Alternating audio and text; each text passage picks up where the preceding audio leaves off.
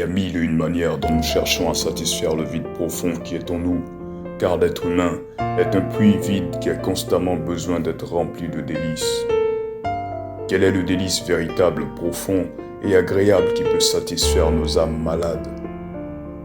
C'est Jésus le Christ, la parole de Dieu manifestée en chair.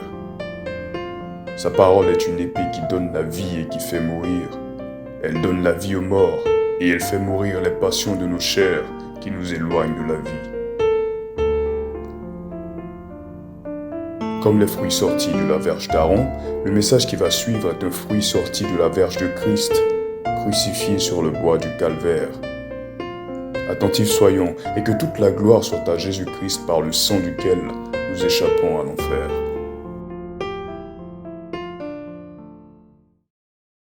Aujourd'hui, je continue le message sur la spiritualité de la musique. Je veux parler en particulier de comment les différents types de... Comment on peut discerner les différents types de musique qu'on entend. Savoir qu'est-ce qu'on peut écouter, qu'est-ce qu'on ne peut pas écouter, qu'est-ce qu'on doit écouter, qu'est-ce qu'on ne doit pas écouter. Je commence par une phrase de l'apôtre Paul qui dit « Tout m'est permis, mais tout n'est pas utile. Tout m'est permis, mais tout n'est pas utile. » Et il continue pour dire « Tout m'est permis, mais tout n'édifie pas. »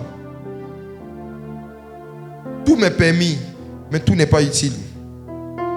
Tout m'est permis, mais tout n'est pas utile. Je commence par cette phrase. En fait, à la base, nous sommes libres d'écouter tout ce qu'on veut. À la base, tout est permis. Chacun peut écouter ce qu'il veut.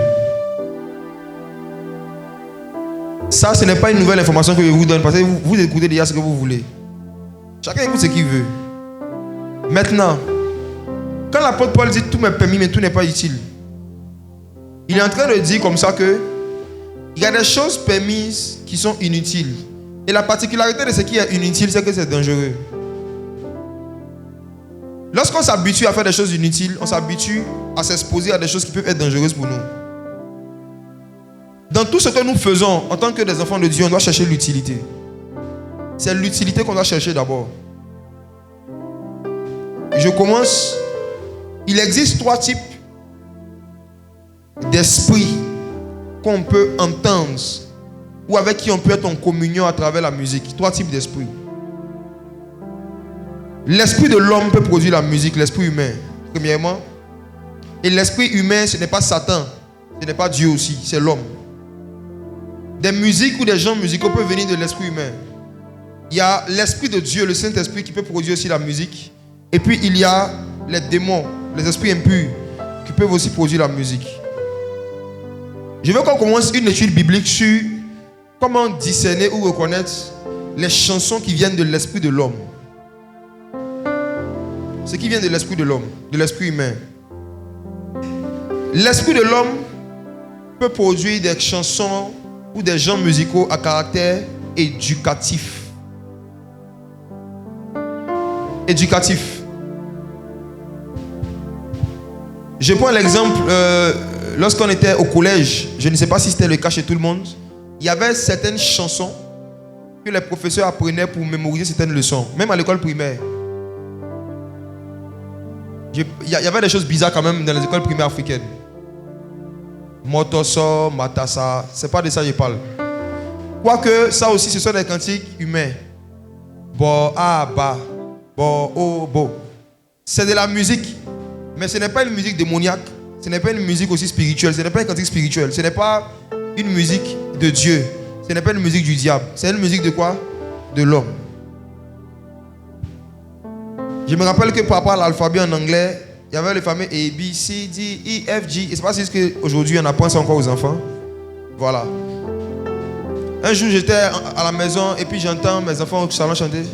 À l'école, on travaille, on travaille. J'ai dit, bon, ça c'est une nouvelle version. Parce que quand nous on était à l'école primaire, on dit frère Jacques. Non, c'est ma chanson qu'ils ont. Ils ont changé les paroles. Vous voyez? Et à l'école, vous allez voir que le monde éducatif est un monde aussi de musique. C'est un monde musical. Et dans le monde éducatif, il y a des chansons et des musiques que les éducateurs spécialisés ou les psychologues inventent pour pouvoir faciliter la rétention de certaines leçons de certaines bonnes pratiques, de certaines bonnes habitudes. Je crois même qu'aujourd'hui, il y a des chaînes YouTube pour ça. On apprend à l'enfant comment laver la main, comment faire tant, bref. Ce type de musique-là n'a rien de démoniaque. Ça n'a rien de satanique, c'est purement humain. Il faut que dans votre esprit, vous compreniez que dans le monde spirituel, il n'y a pas que Dieu et les démons, il y a aussi l'homme. L'esprit de l'homme, la Bible dit dans Proverbe que l'esprit de l'homme est une lampe de Yahweh. L'esprit humain est une lampe de l'Éternel. Dieu a donné aussi à l'esprit humain la faculté de produire des choses utiles et permises. C'est permis et c'est utile, il y a une utilité. C'est un caractère éducatif. Donc ça, c'est une première catégorie de chansons qui viennent de l'esprit de l'homme. L'esprit de l'homme peut produire aussi ce que j'appelle les musiques sociales. Et ça, maintenant, on va aller dans les Écritures. Je vais décoincer et déstresser un peu les chrétiens, surtout nos chantres. Les musiques sociales, c'est quoi? Ce sont des musiques, en fait, que même des enfants de Dieu dans la Bible, on va voir, composaient et qui n'étaient ni en honneur de Dieu, ni en honneur des démons, mais qu'ils composaient en l'honneur de certains humains. C'est des chansons qu'on fait pour honorer des humains qui ont occupé une certaine place dans nos vies ou dans la société.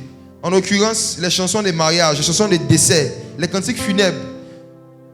Allons dans les Écritures. Regardez avec moi 2 Samuel à partir du chapitre 1. 2 Samuel à partir du chapitre 1. David a écrit une chanson pour la mort de Saül, en honneur de Saül, qui est appelée les cantiques funèbres. 2 Samuel 1, verset 17.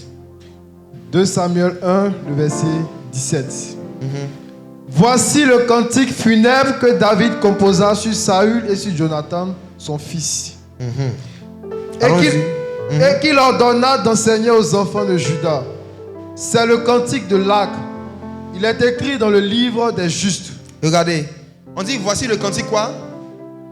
Le cantique funèbre. Le cantique funèbre, ok. On dit David a écrit un cantique funèbre pour Saül et Jonathan. Et il a demandé qu'on enseigne ça aux enfants d'Israël. Qui a déjà été dans une église où on lui a enseigné un cantique funèbre? Cantique funèbre. Quelques-uns parmi nous, n'est-ce pas? Mais soyons honnêtes. Supposons que Eunice venait ici ce matin et elle dit j'ai un chant nouveau, un cantique nouveau à vous apprendre. Le titre du cantique c'est Pourquoi si tôt?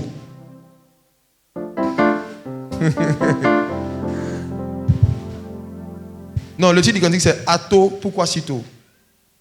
Ato, pourquoi si tôt? Et puis elle commençait à nous enseigner. Répétez après moi. Et puis voici les paroles du cantique. Lisons. Lisons. Vous allez faire sa délivrance ici. 2 Samuel chapitre 1, à partir du verset 19. Regardons les paroles du cantique. Allons-y. 2 Samuel chapitre 1, le verset 19. Oui. L'élite d'Israël a succombé sur tes collines. Comment des héros sont-ils tombés? Verset 20. Ne l'annoncez point dans Gath, n'en publiez point la nouvelle dans les rues d'Ascalon. De peur que les filles des Philistins ne se réjouissent, de peur que les filles des incirconcis ne triomphent. Montagne de Gilboa, qu'il n'y ait sur vous ni rosée ni pluie, ni champ qui donne des prémices pour les offrandes, car là ont été jetés les boucliers des héros. Le bouclier de Saül, lui, il a cessé de les oindre. Devant le sang des blessés, devant la graisse des plus vaillants, l'arc de Jonathan n'a jamais reculé. Et l'épée de Saül ne retournait point à vide. Le verset 23. Saül et Jonathan, aimables et chéris pendant leur vie, n'ont point été séparés pendant leur mort. Ils étaient plus légers que les aigles, ils étaient plus forts que les lions.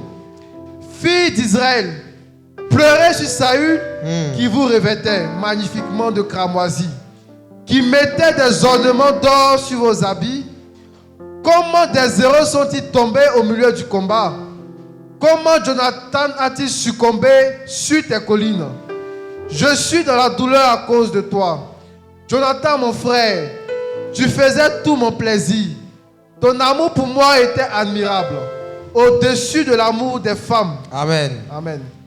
Ce verset-là, ton amour pour moi était admirable, au-dessus de l'amour des femmes. C'est le verset préféré des joyeux, du moins des gays. Disant que David et Jonathan étaient homosexuels et que l'amour qu'il y avait entre eux était au-dessus des femmes et qu'ils sortaient ensemble. Vous avez entendu ça? D'accord, c'était une parenthèse, les gens. Voici un cantique funèbre. Dans les paroles du cantique du début à la fin, il n'y a pas Éternel soit glorifié, Jésus sauve, mon Dieu, mon roi éternel, mon Dieu, mon roi des armées. C'est un cantique qui a été écrit par David en l'honneur de Saül et de Jonathan qui ont joué un rôle particulier dans sa vie à lui. Et c'est un cantique qui était censé être chanté seulement pendant des funérailles. Jusqu'à aujourd'hui, Dieu n'ayant pas changé, je crois, sur la base de cette étude que j'ai commencé à faire depuis un moment, que le Seigneur peut inspirer des cantiques funèbres. Mais si les chrétiens, ceux-mêmes qui reçoivent ce genre de cantiques, s'ils ne sont pas enseignés, ils vont avoir peur de chanter. Les chrétiens, si c'est les chrétiens qui reçoivent ça, par exemple, un frère en Christ meurt, et puis quand il meurt, il y a un chant qui te vient. Je me suis rappelé que dans un pays où je suis passé quelque part, il y a une femme qui me confiait que son mari est mort. Quand il est mort, elle a reçu un chant. Et le chant parlait de ce qu'elle a vécu avec lui et tout. Mais elle s'est dit, faut pas qu'elle va chanter ça. Elle va devant les chrétiens, ils vont dire, elle fait zouk gospel.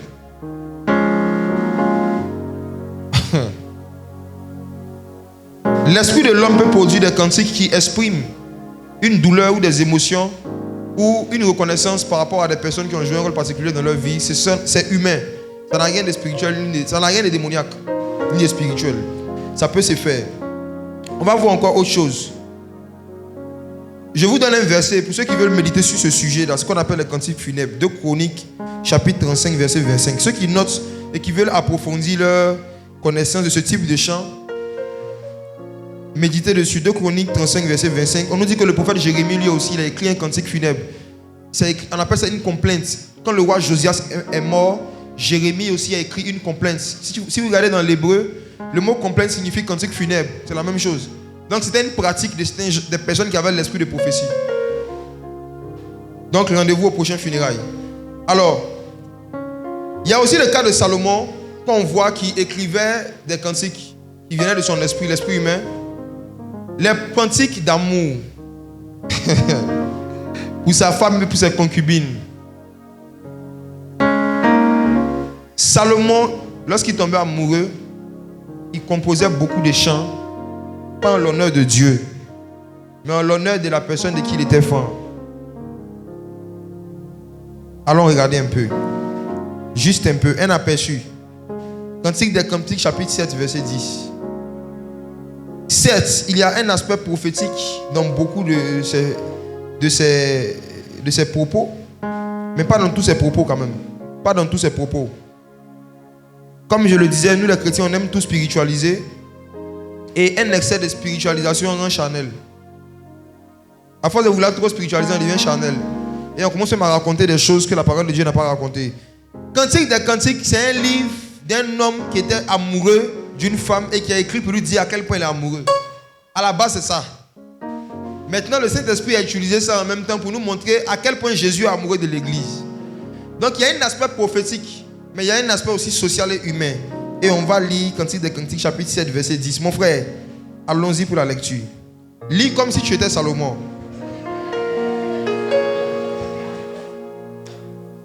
Cantique des Cantiques, chapitre 7, verset 10. Attends, on va commencer un peu plus haut. Chapitre 7, non. Commence à partir du verset... À partir du verset 2. Ok. Vous allez voir le niveau. Vous allez voir que la toute Crespino, il ne fait rien de bon. Allons-y. Cantique des Cantiques, chapitre 7, le verset 2. Oui. Que tes pieds sont beaux dans ta chaussure, fille de presse. Allons doucement. Qui ici, parmi vous qui êtes, même vous qui êtes en cheminement sur moi, qui a déjà fait un compliment au pied sur les pieds de son chéri et de sa chérie? Il y a combien de gens qui pensent à ça, mais fait compliment des pieds? Soyons francs, dans notre génération, nous, nos compliments, c'est sur d'autres parties du corps. Salomon commence par les pieds. Allons-y. Les contours de ta hanche sont comme des colliers, œuvre des mains d'un artiste. Waouh. Verset 3.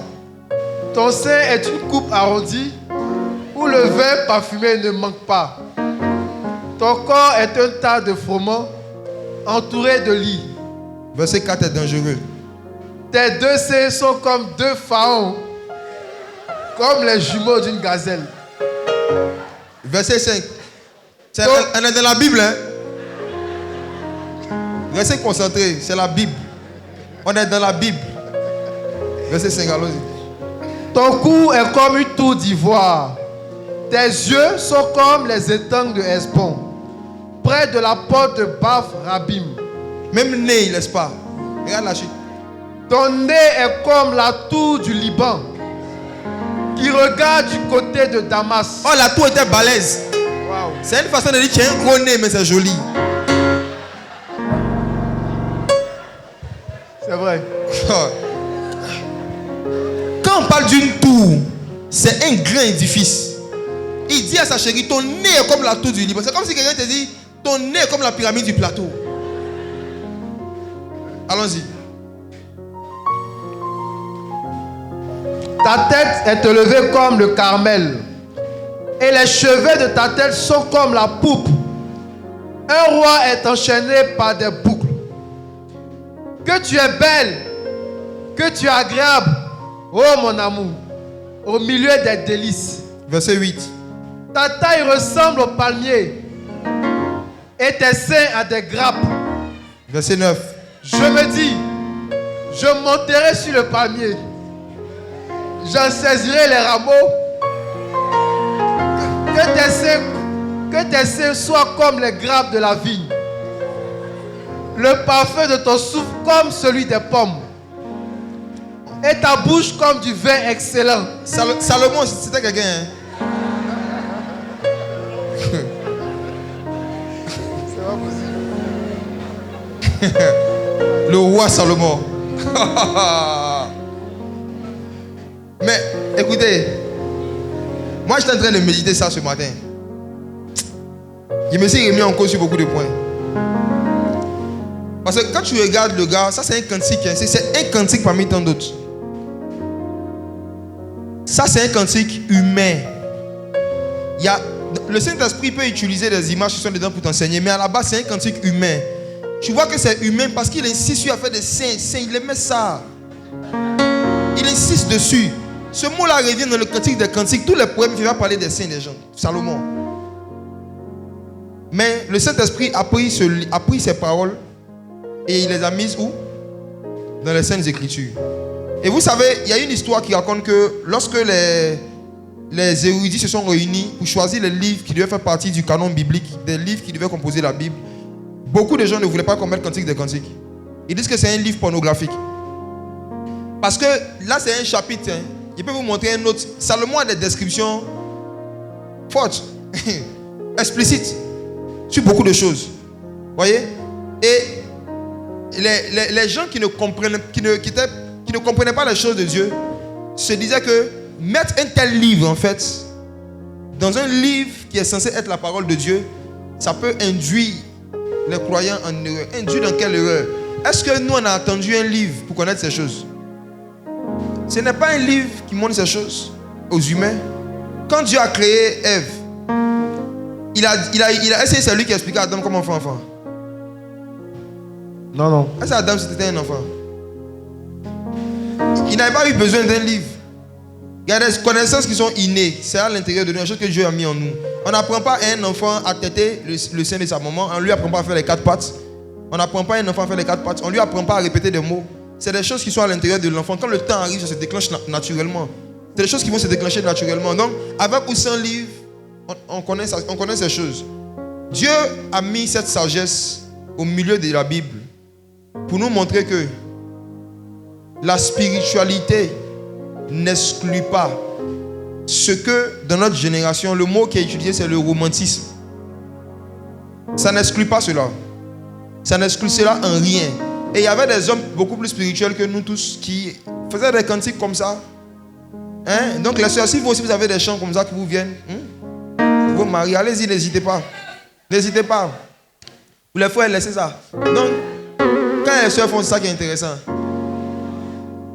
Donc, il y a des personnes qui composent des cantiques et des chansons seulement pour exprimer de l'amour, de l'amour, de l'amour, de l'amour envers une personne du sexe opposé. Ça peut être un païen qui le fait. Ça peut être un chrétien qui le fait. Ce qui fait que le païen qui passe son temps à chanter des chansons d'amour, sa musique est une musique mondaine. Ce n'est pas parce que les paroles parlent de l'amour, c'est parce qu'il est mondain lui-même. Je réponds. Comme on est en direct et puis on ne sait jamais qui nous regarde, il y a un qui s'appelle Signe quelque chose. La plupart de ces chansons, pour ne pas dire passer toutes ces chansons, c'est pour chanter pour femmes. Ce qui fait qu'un enfant de Dieu ne doit pas écouter ça.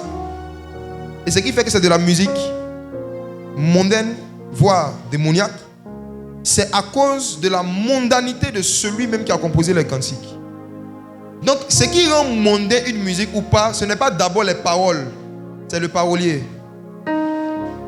C'est la spiritualité de celui qui chante qui détermine la spiritualité de la musique. Mais si un enfant, si par exemple, un jour, Ivano vient me voir, il me dit que vraiment, le Seigneur lui a donné des chants pour chanter, pour parler de l'amour, ma soeur, tu es comme le palmier, ton nez est comme la tour du plateau. Bon. Je lui dis, mon frère, c'est biblique, chante. Sauf que maintenant, tu appelles le frère Salomon, c'est tout. On appelle le frère Salomon. Donc, ne vous dites pas que si un chrétien chante une chanson où il n'a pas dit Jésus du début à la fin, forcément, automatiquement, on doit rejeter. Ce n'est pas un bon raisonnement. Ne vous dites pas que si un chante une chanson où du début à la fin, il n'a pas parlé de Jésus, du royaume des cieux, de la nouvelle Jérusalem, son cantique n'est pas spirituel. Tout cantique qui est composé par quelqu'un qui est spirituel et qui est utile, l'utilité, et qui a une utilité, c'est un cantique spirituel. Et il y a différents types. Ça peut venir même de l'esprit de l'homme, comme j'ai dit. Et voici un exemple. Après, si vous avez des questions, notez, parce que c'est des choses sur lesquelles je ne vais pas m'attarder. Je passe dessus. Un autre type de musique sociale, de musique qui vient de l'esprit humain, ce sont ce qu'on appelle les hymnes nationaux. L'hymne national. L'hymne national de la Côte d'Ivoire, par exemple, ce n'est ni un cantique religieux, ce n'est pas un cantique prophétique, ce n'est pas un cantique démoniaque, c'est un cantique social. Ça vient de l'esprit de l'homme. L'esprit de l'homme peut chanter des chansons qui résument des valeurs propres à un groupe de personnes. Et vous allez voir que même dans les groupes comme les scouts, ou bien il y a différents groupes sociaux qui se forment souvent, et des gens font une chanson, la chanson du groupe, où quand ils chantent cela, il y a des valeurs et des vertus dans lesquelles ils se retrouvent. Ça n'a rien de démoniaque. J'avance encore. Je passe maintenant directement sur ce qui vous intéresse le plus, je crois, les chansons qui viennent des démons. Les cantiques qui viennent des esprits impurs, comment les discerner. Et c'est là que je vais vraiment être sévère. Je serai plus sévère que sévérin. Je vais vraiment être sévère ici. Parce que vous savez, il y a un mélange, une compromission et une apostasie. Dans le domaine du gospel, dans le domaine de la musique dite chrétienne de nos jours. Et beaucoup de nos jeunes qui aiment la musique et qui veulent faire la musique, des jeunes chrétiens, sont en train d'être infectés, contaminés par ces mauvais modèles. Comment reconnaître ou discerner des musiques qui sont inspirées des démons et dont on doit vraiment s'éloigner, on ne doit vraiment pas prêter toute notre attention à ces choses? Premièrement, ce sont des musiques qui sont faites en l'honneur des divinités, des musiques qui appartiennent à une religion. Vous savez, dans chaque peuple de la terre, chaque race, chaque ethnie, il y a des divinités. Et ces divinités-là ont des façons dont elles doivent être célébrées, dont elles doivent être honorées. Il y a des chansons, il y a des rites et des genres musicaux que certaines divinités ont donné en fait à leurs disciples, je ne sais pas comment les appeler, à leurs disciples pour pouvoir les célébrer. Et ce sont des musiques qui ne sont jouées que dans le cadre de rituels en fait, que dans le cadre de rituels qu'on donne à ces divinités. Ce genre de musique sont des musiques démoniaques qui viennent des esprits impurs. Et pour pouvoir les connaître, il faut beaucoup de culture, il faut beaucoup se renseigner. Ce ne sont pas des choses que tu vas discerner par révélation, non. C'est là le travail des docteurs. Ceux qui sont des docteurs ou des enseignants doivent faire des recherches et informer le corps de Christ sur l'origine de certains genres musicaux. Ou l'origine en fait de certaines musiques populaires, des musiques qui appartiennent à un peuple. Pour savoir si c'était des musiques de culte simplement, ou si c'était juste des musiques sociales. Parce que dans tout ce que j'ai décrit précédemment, des peuples aussi ont leur musique sociale. Chez les Baoulés, par exemple, il y a des musiques de funérailles, n'est-ce pas? Chez les Bété notamment. Il y a des musiques qu'on chante le jour de funérailles. Ça n'a rien de démoniaque. Il y a des musiques qu'on chante pour les mariages. Ça n'a rien de démoniaque. Mais il y a des musiques qu'on chante quand il y a des fêtes de génération, quand il y a des passations de pouvoir, quand on veut invoquer certaines divinités. Et il faut s'instruire pour différencier tout ça.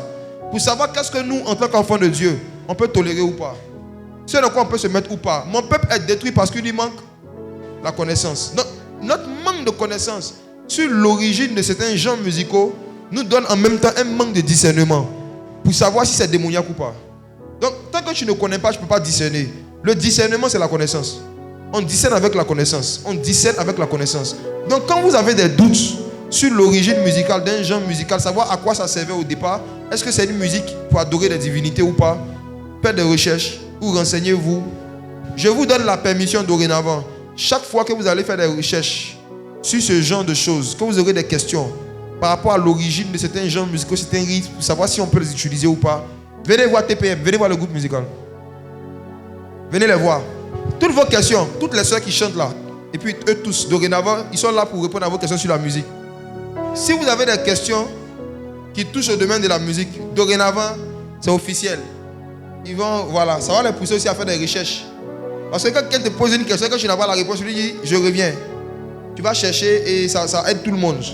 Il faut qu'on se renseigne, il faut qu'on fasse beaucoup de recherches. Je donne mon exemple. Je sais qu'après le mois de décembre, je vais me faire des nouveaux ennemis en Côte d'Ivoire et aussi peut-être des nouveaux amis parce que je vais organiser une conférence sur le hip-hop. À Jésus pour les ados, avec mes gars, les ados, un samedi après-midi à la MAPE. Je vais organiser une conférence sur le hip-hop, comme je le faisais auparavant il y a 10 ans. Et je vais dire des choses. Parce que le manque de connaissances facilite en fait la propagation de l'apostasie. Moi j'étais rappeur. Je n'étais pas juste un rappeur qui rappait pour s'amuser, j'étais très sérieux. J'étais en train de préparer ma carrière. J'avais même quitté l'école à cause de cela. Je ne partais plus à l'école à cause de cela. Je préparais mon album. Le titre de mon album c'était « Et si Dieu était rappeur ?» Et si Dieu était rappeur? C'était un album de blasphème. Je vais en parler tout à l'heure. Ce genre d'esprits là qui sont derrière ce genre de musique, ce sont des esprits de blasphème. Ils inspirent des paroles, ils se moquaient de Dieu, se moquaient des choses sacrées et pour rigoler, pour plaisanter avec les choses du Saint-Esprit. Et moi, à l'époque, quand j'étais dans le monde, quand j'étais bien possédé comme il se doit, j'étais dans ces choses. Et vous savez, je n'ai pas seulement été rappeur, j'ai été hip-hopeur. Il y a une différence entre le hip-hop et le rap. Le rap, c'est un genre musical. Le hip-hop, c'est une religion.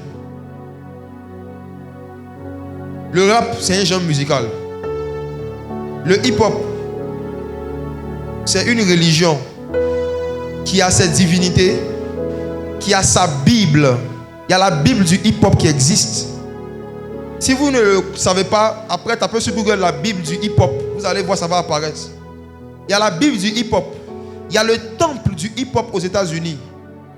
Il y a un temple du hip-hop. Il y a une Bible du hip-hop. Il y a les pasteurs du hip-hop aux États-Unis. Le hip-hop, c'est une religion. Et cette religion n'a pas une seule divinité. La particularité de la culture hip-hop, c'est que la divinité, c'est l'homme noir. Voici la doctrine du hip-hop. On dit, pendant des années, pendant des siècles, c'était les hommes noirs qui dirigeaient le monde. Ceux qui connaissent l'histoire le savent. En particulier avec l'apogée que l'Égypte antique avait atteint en termes de connaissances, en termes de savoir-faire. Et même pour être pharaon, il fallait être noir. Pour qu'on puisse élire pharaon, il fallait être noir. Si tu n'es pas noir, tu ne peux pas être pharaon. La peau noire était quelque chose de sacré, de divinisé, d'hyper respecté. Et les noirs étaient extrêmement talentueux. C'est eux qui ont été à la base des plus grandes inventions que nous connaissons, même de l'écriture et puis de beaucoup de choses. Quand tu fais les recherches, tu vois ça. Et quelque chose s'est passé dans l'histoire de l'humanité où la puissance a changé de camp. C'est devenu maintenant la race blanche qui est devenue jusqu'à aujourd'hui. Bon, les choses sont en train encore de s'inverser par la grâce de Dieu. Mais pendant des siècles, c'est eux qui étaient vraiment à la tête de tout ce qui était puissant dans le monde. Et il se trouvait qu'au XXe siècle, il a commencé à avoir vraiment une vraie persécution des Noirs aux États-Unis. Et les Noirs se sentaient rejetés, marginalisés, beaucoup de choses. Et ils cherchaient des voies et moyens en fait pour revendiquer leurs droits et pour montrer qu'ils ne sont pas ce que les Blancs disent d'eux. Donc parmi ces gens qui faisaient cette lutte anti-raciste, il y avait un qu'on appelait Afrika Bambaataa. Afrika Bambaataa était un Noir qui lui aussi voulait essayer de lutter contre les ségrégations raciales et toutes ces choses. Mais il a eu une inspiration, une voix lui a parlé. Et une voix lui a dit de retourner en Égypte. De partir en Égypte là où tout a commencé. Et il est parti en Égypte, il allait réapprendre la culture égypte antique, l'ancienne culture égyptienne. Et il est revenu aux États-Unis et il a formé le hip-hop, la religion hip-hop, basée à 100% sur les rites, les pratiques, les croyances de l'Égypte antique. Et ça consistait en quoi? Il dit, dans l'Égypte antique, c'était l'homme noir qui était Dieu. Et il faut que nous redevenions Dieu dans la société américaine si on veut se faire respecter. Donc qu'est-ce qu'on va faire? Il faut que chacun d'entre nous, les Noirs de la communauté, on mette ensemble nos talents, nos savoir-faire et qu'on arrive à exceller et à surpasser les Blancs, chacun dans notre domaine d'activité. Par exemple, si tu es médecin noir, il faut bosser la médecine de sorte que tu deviennes le meilleur médecin de l'université ou du lieu. Ça va te donner une certaine position dans la société et les Blancs vont t'adorer. Le but du hip-hop, c'était de pousser les Blancs à adorer les Noirs. Comment? Par leur talent, par une démonstration de talent. Il fallait impressionner les Blancs, impressionner les gens pour qu'ils nous adorent. Voici la mentalité du hip-hop. Il faut impressionner les gens, il faut éblouir les gens pour qu'ils nous adorent. Et il y en a qui le faisaient avec la danse. Au départ, le hip-hop, ce n'était pas le rap, c'était la danse, le breakdance. Je vais faire une conférence dessus, avec des images, je vais expliquer ça aux jeunes, doucement. Au début, c'était la danse. Donc, les meilleurs danseurs venaient, ils dansaient dans les rues, exprès pour attirer l'attention, en fait. Ils dansaient dans les rues, ils dansaient dans les rues, ils dansaient dans les rues, pour attirer l'attention. Et quand les gens venaient se mettre autour d'eux, il y avait maintenant quelque chose d'occulte qui est venu s'ajouter à l'affaire. Pendant les danses, il y a certains mots qu'il fallait dire, certaines phrases qu'il fallait faire, des incantations que Afrika Bambaataa a appris dans l'Égypte antique. Et ça avait pour but comme d'hypnotiser les gens et puis de les pousser à se soumettre à faire tout ce que vous voulez. Donc il a lancé un appel pour dire que si tu as un talent dans un domaine quelconque, viens rejoindre le mouvement hip-hop. Et c'est comme ça que les gens talentueux dans différents domaines des Noirs venaient. Ils faisaient des graffitis. Après la danse, c'était des graffitis. Il n'y avait pas encore le rap pendant longtemps. Si vous lisez l'histoire sur Wikipédia, vous allez voir ça. Au départ, le hip-hop, c'est le rap. Non, le graffiti, la danse. Des gens dessinaient sur les murs. C'était fait exprès. C'était pour attirer l'attention des gens, pour impressionner les gens. Ils dessinaient sur les murs, ils dessinaient sur les bus, ils dessinaient sur les voitures, ils dessinaient partout sur les lieux interdits. Et quand les gens voyaient les dessins, ils disaient waouh, qui a fait ça? On dit c'est les Noirs. Et il y a un respect pour la race noire qui a commencé à venir progressivement à cause de leur talent. Et après, les musiciens, un groupe de musiciens sont venus s'ajouter avec différents genres musicaux. Et jusqu'à aujourd'hui, cette philosophie du hip-hop continue. Le hip-hop jusqu'à aujourd'hui, quand le hip-hop voit, la communauté hip-hop voit un noir ou des noirs, peu importe le pays où ils sont, qui excellent dans un domaine, surtout par rapport à la musique, on vient le copter. Et quand on le copte, il fait partie du mouvement hip-hop. Je vais vous donner un exemple. Est-ce que vous avez remarqué que ces 10 dernières années, beaucoup de labels de hip-hop ont commencé à sponsoriser des artistes DJ coupés décalés? Qui a remarqué cela? Beaucoup de rappeurs français, de labels français ont commencé à sponsoriser des artistes hip-hop coupés décalés. C'est un plan en fait de recrutement de ce genre musical dans le mouvement hip-hop. Une fois qu'un genre musical devient populaire et que ça a l'influence dans une société, on les récupère pour faire partie du mouvement hip-hop. Le but c'est quoi? Il faut impressionner les gens pour qu'ils t'adorent. Il faut te faire adorer. Et ceux qui réussissaient à se faire adorer étaient récompensés comment? On leur donnait des titres. I am. Pendant longtemps, quand on va faire la conférence, je vais vous montrer les images. Pendant longtemps, vous allez voir que plusieurs artistes qui devenaient populaires à un certain niveau mettaient le nom I am à côté de leur nom ou sur leurs albums. I am. Je vais vous montrer les images de Beyoncé, de Jay-Z, de beaucoup de personnes qui ont toujours mis des I am, I am. Ce titre I am dans le mouvement hip-hop, c'est un grade. C'est pour dire que tu as atteint le stade de la divinité. Tu as des fans et ils t'appellent leur idole. Et ils ont créé la chaîne MTV Idol. MTV des idoles. Ils ont fait une chaîne où on ne faisait passer que le clip des musiciens qui ont atteint la statue de la divinité. Les musiciens qui arrivent à se faire adorer par la jeunesse, qui arrivent à se faire adorer par les hommes, on les récompense. On les appelle, on leur donne le titre de Ayam. Pourquoi ce titre? Parce que comme Afrika Bambaataa est allé dans l'Égypte antique et qu'il a étudié la culture égyptienne, il lui a été raconté qu'il y a eu un moment où il y a un homme qui s'appelait Moïse qui est venu dire au roi de Pharaon de son temps qu'il devait libérer tous les Hébreux et que le Dieu qu'il a envoyé s'appelle Ayam, je suis. Ayam signifie je suis. Le Dieu qu'il a envoyé s'appelle je suis. Donc les Égyptiens appellent le créateur je suis. Dans la culture égyptienne, on appelle Dieu je suis. Donc si quelqu'un est Dieu, il est je suis, on l'appelle Ayam. C'est des choses tellement sombres, tellement bizarres. Leur prochain plan maintenant, c'était de rentrer dans l'église. Et là, ils ont réussi. La culture hip-hop qui consiste à vouloir juste impressionner les gens pour qu'ils nous acclament nous, ils nous adorent nous. C'est pas ce qu'on voit aujourd'hui avec beaucoup de nos artistes gospel. Le but de l'adoration, c'est de pousser les enfants du Seigneur à adorer Dieu. C'est de les pousser à prier Dieu, de les pousser à se prosterner devant Dieu. Mais le but du hip-hop, c'est de pousser les enfants de Dieu à adorer le chanteur, à l'acclamer lui, à l'adorer lui. Des gens vont à un concert d'adoration, mais ils ne passent aucun moment d'adoration. Ils ne passent que des temps de célébration, de filmer celui qui est en face et dire waouh, elle est fort, elle est fort, il est fort, il est fort. C'est la culture hip-hop. C'est une apostasie. C'est une apostasie qui est rentrée par beaucoup de jeunes chrétiens qui ont créé des départements, des mouvements, qui ont séduit même des pasteurs. Et je pense qu'il est temps qu'on commence à interpeller le corps de Christ sur ces choses. L'esprit du hip-hop, c'est un esprit d'orgueil, d'auto-glorification pour qu'on t'adore. L'esprit d'adoration, c'est un esprit d'humilité. C'est un esprit d'effacement. Il y a beaucoup de ces jeunes qui ont décidé de faire du hip-hop chrétien. Mais tu t'assois avec eux, tu leur demandes de t'expliquer l'histoire du hip-hop. Ils n'en savent rien. Ils ne connaissent que le rap. Quelqu'un pourrait me demander, donc, est-ce que le rap chrétien est mauvais? Je te dirais non, ce n'est pas mauvais. Il n'y a pas de genre musical qui est mauvais à la base. Il n'y a que des mauvaises personnes qui font des genres musicaux. Le rap n'est pas mauvais. Et vous savez, la Bible n'est pas un livre à musique. Donc Dieu n'a pas dit les genres musicaux qu'il aime, les genres musicaux qu'il n'aime pas. Vous voyez? On ne peut pas prendre notre sensibilité à nous pour lister ou pour évaluer des genres musicaux que Dieu aime ou que Dieu n'aime pas. Notre sensibilité, ce que nous sentons n'est pas suffisant. Moi, il y a des genres musicaux que je n'ai jamais aimés, même quand j'étais dans le monde. Comme le coupé décalé. Je n'ai jamais écouté le coupé décalé, même quand j'étais païen. Je n'aimais pas. Je n'aimais pas le zouk. Tout ce qui est zouk, ça m'énerve. Je n'aimais pas ça. Je n'aimais pas ça quand j'étais païen. Je peux me convertir à Jésus. Et puis quelqu'un est en train de chanter une chanson qui ressemble à ça. Je vais dire, Dieu n'aime pas. Ce n'est pas Dieu qui n'aime pas, c'est moi qui n'aime pas. Parce que moi-même, je n'aimais pas ça depuis longtemps. Vous comprenez? On n'a pas se baser sur nos sensations, nos sensibilités. La musique, c'est comme les couleurs. Chacun a ses préférences. Il y en a qui préfèrent certains genres musicaux, d'autres qui n'aiment pas certains genres musicaux. Bref, ce n'est pas le genre musical qui est le problème. C'est le musicien. C'est le comportement, le style de vie, la mentalité et l'évangile de celui qui fait ce genre musical. Moi, j'étais au Togo. On traversait le Togo pour le Bénin avec folie dans la voiture de quelqu'un. Et il a mis la musique qui passait.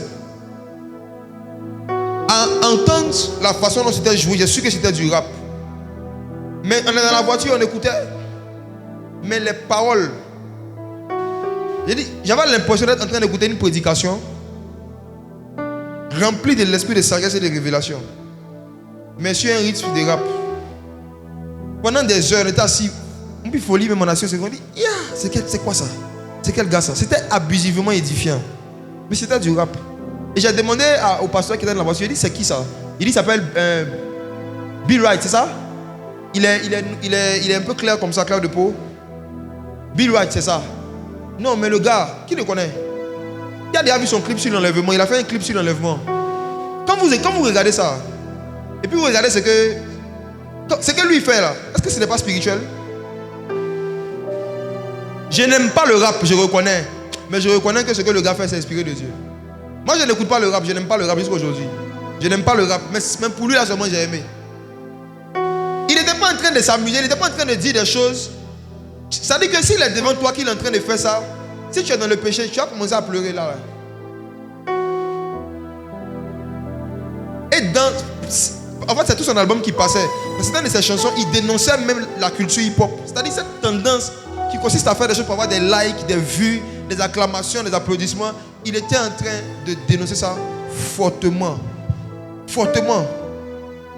Et l'une des phrases qu'il a dites qui m'a marqué, il disait qu'il y a des chrétiens qui vivent dans le péché en disant que la chair est faible. Il dit c'est justement parce que la chair est faible qu'ils peuvent la dominer.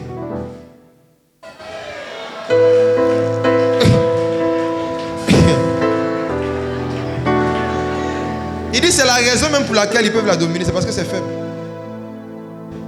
Même il faut lire, on se regarde, on dit ah, on n'aime pas rap. Hein. Mais si on dit que ça c'est pas inspiré de Dieu, on ne sera pas honnête. Donc, c'est après ça justement que j'ai commencé à faire cette étude il y a 2 mois sur la musique. Ça m'a interpellé. J'ai vu qu'en fait, ce n'est pas le genre musical. Le genre musical n'est pas un problème. C'est le genre de mentalité et le genre de comportement, le style, la culture qui accompagne cette musique. Le hip-hop, c'est une culture. Le rap, c'est un genre musical. Et il y a des gens qui font du rap sans faire du hip-hop. Mais il y a des gens aussi qui ne font pas de rap, mais qui font du hip-hop. Je vais en parler tout à l'heure quand on va commencer. Les artistes qui aiment se glorifier. Moi, l'une des choses que je dis, il faut interpeller les nos chantes là-dessus. Quand tu fais un concert, par exemple, tu t'appelles Kwaku, et puis on écrit ton nom gros comme ça sur l'écran. Kwaku. Ton nom est dans toute la salle. Kwaku. Kwaku. Mais quand tu vas venir te tenir devant les gens, tu vas chanter que tous les autres noms disparaissent. Que tous les autres noms disparaissent. Sauf Kwaku quoi. L'autoglorification est subtile. Et quand les jeunes le font, normalement c'est à leurs aînés, leur père d'attirer leur attention là-dessus. J'étais au Maroc quand Derek faisait son concert, mais j'ai vu des images. J'ai vu que sur l'écran à plusieurs reprises, c'était quoi? Jésus. S'il avait mis Derek en gros, j'allais l'appeler. Par la grâce de Dieu, on a fait un programme ensemble l'année prochaine. La prochaine veille après le 24, ça va être Derek Jones. J'allais dire, mon gars, tu es devenu quoi? Tu vas mettre ton nom Derek. Il ne fait pas ça. Il n'a pas ce cœur-là. Il y a certains là. Waouh. Il faut les interpeller dessus. C'est Jésus. Le nom de Jésus. Même si une affiche. Si une affiche, on doit veiller. C'est-à-dire dans les petites choses. On doit veiller à ce que s'il y a quelque chose qui concerne Jésus, ce soit toujours plus grand que nous. Si vous voulez mettre le nom de Jésus, souvent on met Jésus petit en bas, et puis l'orateur, le révérend, archevêque. Puis il a arrêté quoi? On dirait Goliath.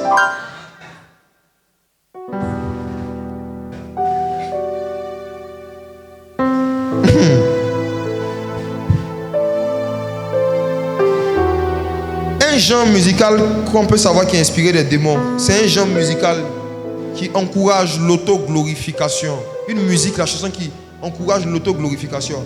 Et vous allez voir que je m'attarde encore toujours sur le hip-hop. Dans la culture hip-hop, ceux qui font du rap hip-hop, il y a ce qu'on appelle le freestyle. C'est une pratique qui consiste à se glorifier, à parler de toi en fait. Je suis le best. Le best dans quoi? C'est même pas tout le monde dit il est le best. Dans le hip-hop là, tout le monde est le best. Le hip-hop c'est comme le milieu de la banque. Chacun fait son affiche pour dire qu'il est la meilleure banque de Côte d'Ivoire. Il est la première banque, il est la meilleure banque. Chacun se lance, chacun se vante. Cet esprit de vantardise et d'autoglorification, quand vous le voyez dans une chanson, même si c'est une chanson douce, quand vous le voyez dans le comportement d'un chanteur, évitez sa musique. C'est une musique mondaine. Regardez, autre chose encore, il y a les musiques d'invocation des démons. Les musiques d'invocation des démons. Ce sont les musiques où il y a des paroles qui sont dans une langue inconnue. Les musiques où il y a des paroles avec des langues inconnues. Des gens qui ne sont pas chrétiens, mais qui parlent en langue. Exemple, les DJ de Côte d'Ivoire. Les DJ. Grikata, pam pam là, ça veut dire quoi? Grikata, ça veut dire quoi? Somouton. Il y a beaucoup d'invocations de démons et de génies que des musiciens font dans leur musique, des musiciens païens, en chantant ou en disant des paroles qui n'ont pas de sens. Ce sont des invocations. Et toi qui prêtes ton cœur et ton oreille à ces choses, ou qui répètes ces choses, tu te mets sous l'influence d'un démon. Donc, vous les jeunes qui aimez écouter les DJ, pour votre santé mentale et spirituelle, je vous conseille, tant que vous pouvez, d'éviter ce genre de musique, de ne pas l'écouter. Tu peux te prendre des démons dans ces choses.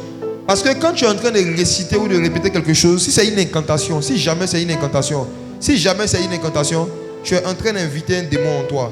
Et à plusieurs reprises, j'ai fait la délivrance de jeunes qui étaient possédés par des esprits qui sont rentrés en eux à travers des chansons, à travers des musiques. Faites attention à ces choses. Il y a aussi des paroles, des musiques où les paroles sont certes en français, mais les paroles sont obscures et sont insensées. Il y a des musiques avec des paroles obscures et insensées. S'il vous plaît, qui a Internet parmi vous qui êtes assis là? Tu as Internet? Va sur Google. Tape Sous le vent, Garou. Envoie un truc. Allons regarder les paroles de Sous le vent de Garou. Qui connaît ce chant? Sous le vent. D'accord, ok. Allons sous le vent. Prends les paroles. Je vais vous montrer comment discerner les cantiques inspirés des démons.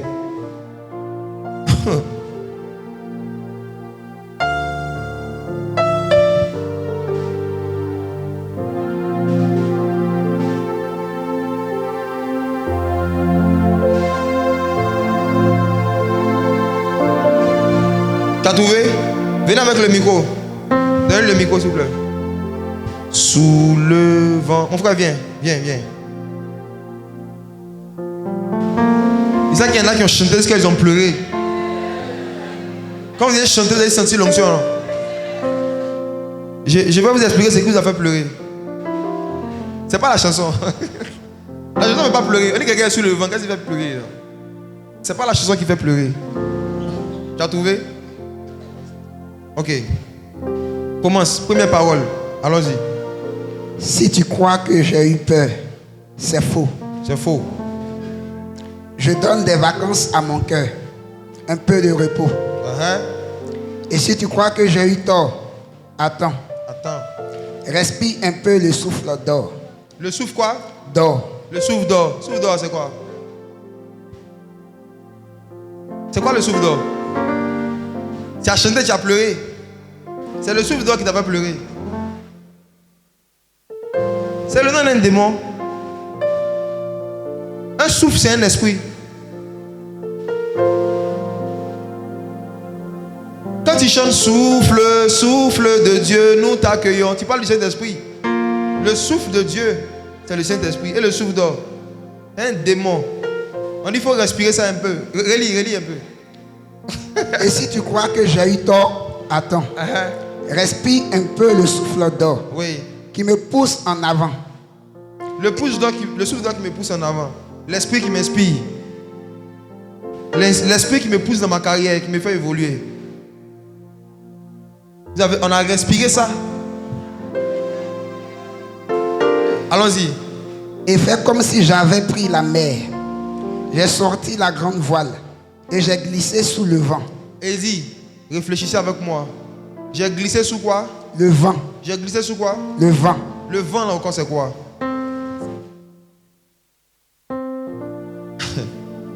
Ceux qui ne savent pas, le mot esprit signifie vent. Le Saint-Esprit est appelé le vent de Dieu. Ruach, ça veut dire le vent. Pneuma en grec, le vent. Sous le vent, ça veut dire sous l'esprit, sous l'onction même. En fait, ce chant, c'est sous l'onction. C'est pour ça que quand tu chantes, c'est ce qui te concentre. Quand tu écoutes, tu es sous l'onction, tu sens des frissons. Tu es sous le vent. Mais ce n'est pas le vent de Dieu. Ce n'est pas le vent de Dieu. C'est sous un autre vent. Allons-y. Fais comme si je quittais la terre. J'ai trouvé mon étoile, je l'ai suivie un instant. Sous le vent. J'ai dit, quand Jésus est né, les mages ont suivi quoi? Et ils ont suivi l'étoile. Et l'étoile les a conduits chez une divinité qu'on appelle Jésus. En fait, ce sont des paroles, c'est ce que les gens appellent les paroles, vous connaissez, subliminales. C'est-à-dire qu'il y a ce que tu lis et puis il y a le sens.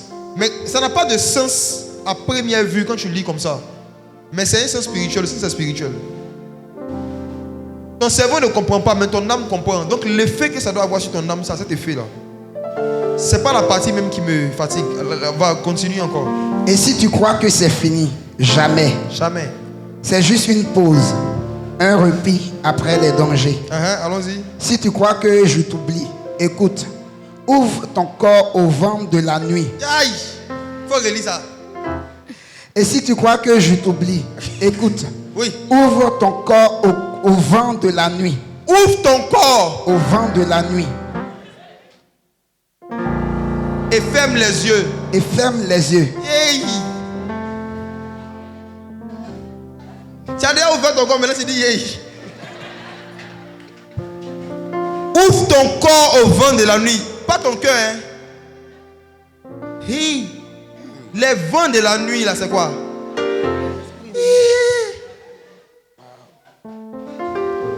Qui a chanté ça, mais qui n'avait jamais réalisé? Vous voyez la puissance de la musique? À cause de la musique, tu ne réfléchis pas. Tu fermes les yeux, tu ouvres, puis tu sens. Et puis la nuit, maintenant, tu fais les sons, viens coucher toi, tu vas faire délivrance. Beaucoup de gens qui ont des démons et des esprits qui ne finissent pas, c'est des chansons qu'ils chantent. C'est pour ça tant que quelqu'un écoute régulièrement la musique mondaine, si vous le savez, ne priez jamais pour sa délivrance. Faut t'asseoir, merci. Vous vous fatiguez. Parce que tu vas le délivrer. La nuit, il va aller mettre gaou. Il va aller télécharger les vents de la nuit. On le délivre dimanche, lundi soir, les vents de la nuit. Il ouvre son corps là-bas la nuit. On le délivre encore, il ouvre son corps. Ça, c'est une musique parmi tant d'autres. Si je vous prends les paroles des musiques populaires que les gens chantent, surtout aujourd'hui, c'est grave. Ça, c'était en quelle année? Dans les années 2000. Mais actuellement, c'est gâté. Maintenant, même Satan se cache. Satan même vient dans les clips. Et puis, Satan fait comme ça, et puis il danse dans les clips. On voit Satan même dans les clips. Maintenant, ce n'est plus subliminal. Satan même apparaît dans les clips et puis il danse avec les gens. Et puis on le filme. La sirène des hommes danse, mais pourquoi on la filme? Et nos jeunes sont là. Ils regardent ces bêtises. Et après, ils se réveillent un matin, ils sont malades. Ils se réveillent un matin, ils ont de mauvaise humeur. Aujourd'hui, je ne suis pas d'humeur. Ils ne saluent pas les gens dans la maison. Salut, tu ne réponds pas. Je ne suis pas d'humeur. Et je vois souvent des parents, eux aussi, peut-être un peu envoûtés par leurs enfants, dire aujourd'hui, il faut la laisser dans son coin, elle n'est pas d'humeur. Vos éducations où on dit qu'on ne chicote pas les gens, ce n'est pas biblique. Ce n'est pas biblique. Il y a un passage dans le livre de Proverbes. La Bible dit que la Bible dit que la folie est attachée au cœur de l'enfant. Seul la verge l'en délivrera. Il y a des délivrances qui ne viennent pas par la prière. Ça vient par un coup. C'est biblique. Souvenez-vous quand vous étiez enfant, il y a des choses que vous faisiez, on vous dit, ne fais pas, tu dis j'ai compris, tu fais. Et puis un jour, on t'a fait un truc. On n'a pas prié pour toi. Tu as reçu un coup, tu n'as plus refait.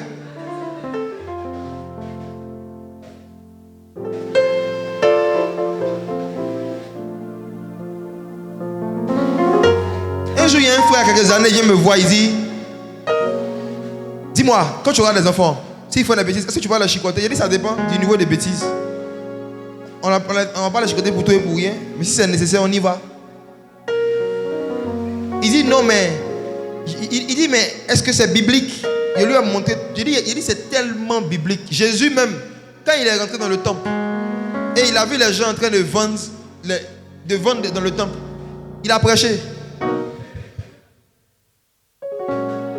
Je lui ai demandé qu'est-ce que Jésus a pris pour chasser les vendeurs du temple. On dit un fouet. Parce qu'il me dit non. Il me disait que quand la Bible dit la verge en fait c'est la parole de Dieu. La verge, c'est une verge spirituelle. C'est spirituel, c'est la verge spirituelle. C'est la parole de Dieu. J'ai dit frère, si la verge est spirituelle, c'est qu'il y a pas ça pour chicoter son esprit. Maintenant pour son corps là, il y a pas une verge physique. Si vous voulez vous conformer au siècle présent, vous allez former des rebelles, vous allez vivre avec des monstres, vous allez fabriquer des monstres. Des monstres dans vos maisons.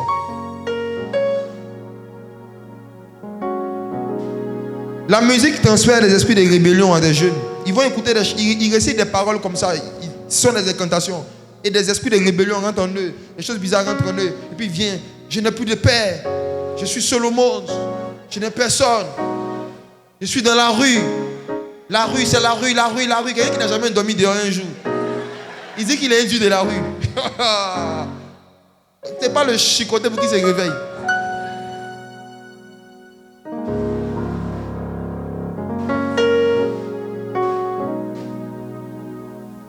Après les chansons, d'invocation et d'incantation, où il y a des paroles obscures, des paroles bizarres. Il y a les chansons qui contiennent des paroles de blasphème. Et ça, c'est la plupart des chansons populaires d'aujourd'hui. Des paroles de blasphème. On va lire ça. Apocalypse chapitre 13, versets 1 à 6. Et parmi ces chansons de blasphème, il y a même certaines chansons dites chansons chrétiennes. Apocalypse chapitre 13, le verset 1. Et il se tint sur le sable de la mer, puis je vis monter de la mer une bête qui avait 10 cornes et 7 têtes. Et sur ses cornes 10 diadèmes, et sur ses têtes des noms de blasphème. Elle avait combien de têtes? 7 têtes. Et on dit sur sa tête, il y avait des noms de Blasphème. Donc il y avait 7 noms de blasphème. Les noms de blasphème, c'est ce que les gens appellent les noms d'artistes. Il y a des noms d'artistes qui sont des noms de blasphème. Ce sont des noms qu'on donne à quelqu'un pour qu'il ait une certaine autorité, une certaine puissance quand il va faire la musique. Chaque nom est une puissance qu'on donne dans le monde spirituel.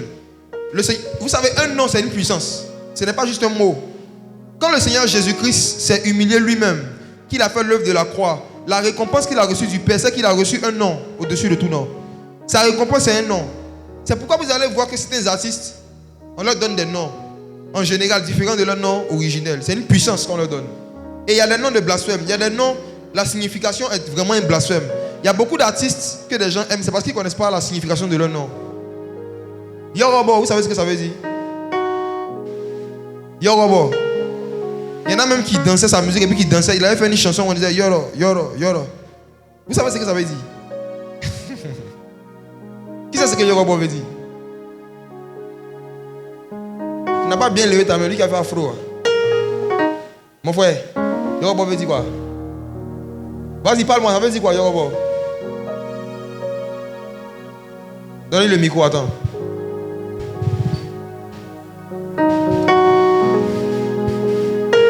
C'est le nom d'un fétiche. Merci. Faut t'asseoir. Vous vous en rendez compte? Yorobo, c'est le nom d'un fétiche originaire du Bénin. Quelqu'un prend ça et met ça sur lui. Nom de blasphème. Et puis imagine-toi toutes les fois où toi tu as chanté Yorobo, Yorobo, Yorobo. Tu faisais quoi comme ça? Tu faisais quoi? Il y a quelle différence entre ça et puis Jésus? Jésus, c'est louange. Imaginez-vous, il y a combien d'autres mots comme ça vous utilisez dans la bouche des artistes mondains. Vous ne savez même pas ce que ça veut dire. Parce que le nom est joli. Les noms de blasphème. Allons-y, lisons la suite. Apocalypse 13, verset 2. Apocalypse 13, verset 2. La bête que je vis était semblable à un léopard. Ses pieds étaient comme ceux d'un ours et sa gueule comme une gueule de lion. Le dragon lui donnait sa puissance et son trône et une grande autorité. Verset 3. Et je vis l'une de ses têtes comme blessée à mort. Mais sa blessure mortelle fut guérie. Et toute la terre était dans l'admiration derrière la bête. Est-ce que tu peux lire le verset 6 maintenant? Non, verset 5. Apocalypse 13, verset 5. Et il lui fut donné une bouche qui proférait des paroles arrogantes et des blasphèmes. Et il lui fut donné le pouvoir d'agir pendant 42 mois. Il lui fut donné une bouche qui proférait des paroles arrogantes et des blasphèmes. Verset 6. Et elle ouvrit sa bouche pour proférer des blasphèmes contre Dieu, pour blasphémer son nom et son tabernacle, et ceux qui habitent dans le ciel. Regardez, voici les différents types de blasphèmes qui ont été décrits ici au verset 6. On peut blasphémer contre Dieu, ensuite blasphémer contre son nom. On peut blasphémer contre son tabernacle. Son tabernacle, c'est l'église. C'est l'église. On peut blasphémer contre Dieu, contre le nom de Dieu. On peut blasphémer contre l'église. Et on peut blasphémer contre ceux qui habitent dans le ciel. Les habitants du ciel, qui se souvient? Les disciples de Jésus qui ont une vie de prière. On peut blasphémer contre Dieu, contre l'église et contre les hommes et les femmes de Dieu. Contre les disciples de Jésus qui sont remplis du Saint-Esprit. Et on nous dit que dans les derniers jours, il y a un démon qui a reçu une bouche, une autorité pour produire différents types de blasphèmes. Suivez-moi bien. Différents types de blasphèmes. Contre Dieu, contre son tabernacle, contre l'église et contre ses disciples. Maintenant, comment est-ce que ces blasphèmes-là se manifestent? Où est-ce qu'on les retrouve? En général, c'est dans la musique. Je veux commencer à toucher quelque chose. Il y a deux types de blasphèmes. Il y a les blasphèmes directs, où on dit clairement, Jésus n'a pas été crucifié, il a été pendu. Il y a un artiste qui s'appelle Tangara, quelque chose, qui a chanté ce chant. Jésus n'a pas été crucifié, il a été pendu, tant. Et puis les gens dansaient. Il est mort subitement et bizarrement. Dans l'histoire de la musique, il y a plein d'artistes comme ça qui ont eu des fins subites et bizarres quand ils ont chanté certaines chansons. Parce qu'il y a un niveau de blasphème que Dieu tolère. Et il y a un niveau de blasphème que les anges tolèrent. Et les anges de Dieu, lorsqu'ils sont présents quelque part, surtout pendant les saisons de réveil, les artistes doivent faire très attention à ce qu'ils font. Il y a un niveau de blasphème quand il y a des anges de Dieu qui sont présents quelque part. Et quand on fait ça, les anges de Dieu eux-mêmes frappent les gens de mort subite. J'ai vu ça dans ma Bible, dans le livre des Actes. À cause d'une saison de réveil spirituel, il y avait beaucoup d'anges en Israël. Et on dit qu'il y a un politicien qui s'est tenu là, Hérode, et qui avait commencé à blasphémer. Et les gens aussi disaient, non, ça c'est la voix de Dieu. C'est un Dieu. Ce n'est pas un homme. La Bible dit qu'un ange du Seigneur le frappa et il expira. Actuellement, les artistes doivent faire attention à ce qu'ils cherchent en Côte d'Ivoire. Ils doivent faire attention à ce qu'ils cherchent en Côte d'Ivoire. Je vois des morts subites qui vont commencer à partir de décembre. À partir de décembre, dans le milieu de la musique mondaine, il y a beaucoup qui vont commencer à mourir bizarrement. Quand ces choses vont commencer, vous allez voir que c'est une confirmation qu'il y a une armée d'anges qui est présente. Après la veillée du 24 novembre, il y a quelque chose qui va descendre en Côte d'Ivoire. Ceux qui vont s'amuser à blasphémer le nom du Seigneur à un certain niveau, même parmi les comédiens, certains ont commencé déjà à être frappés. Ils seront encore frappés. Ce n'est pas nous qui allons les frapper. Ce sont des esprits au service de Dieu. Il y a des anges qui sont là pour corriger un certain niveau d'arrogance. On les appelle les veilleurs, the watcher en anglais. Au temps de Nebuchadnezzar dit qu'il les a vus dans son sommeil. Il dit qu'il a vu qu'ils étaient en train de faire une réunion contre lui. Et ils ont pris un décret pour dire que comme tu es devenu arrogant, comme tu as commencé à blasphémer à un certain niveau, on va te montrer qu'il y a un Dieu qui est au-dessus de tous les hommes et qu'il faut le craindre. Et on l'a rendu fou. Nebuchadnezzar dit, c'était le décret de l'un de ceux qui veillent. Il n'a pas dit Dieu. Ce n'était pas Dieu. Il y a des affaires, Dieu n'a pas besoin de parler. Si quelqu'un manque de respect à ton propre papa devant toi, ton papa n'a pas besoin de parler. Les enfants vont réagir. Il y a des niveaux d'irrespect envers Dieu. Quand vous atteignez ça, des anges commencent à réagir dans la nation. Ils commencent à réagir. Il y a des politiciens qui ont été frappés l'année passée. Plusieurs en cascade, en série. Ce sont des anges qui ont fait ça. Je sais de quoi je vous parle. Ce sont des anges qui les ont frappés. Il y a un niveau d'arrogance. Quand un homme atteint, les anges disent non, là on ne tolère pas. Il y a un de nos présidents qui aurait pu revenir. Il aurait pu revenir dans la position où Dieu l'a mis. Mais il a atteint un niveau d'arrogance qui fait qu'il n'aura plus jamais de place dans la scène politique. Plus jamais. Il y a un niveau d'arrogance. Il y a un niveau d'arrogance envers Dieu. Quand un humain atteint cela, Dieu le confie à ceux qui veillent. L'un de ceux qui veillent va se charger de mettre fin à sa gloire et à sa popularité sur la terre. Et s'il continue, on met fin à sa vie.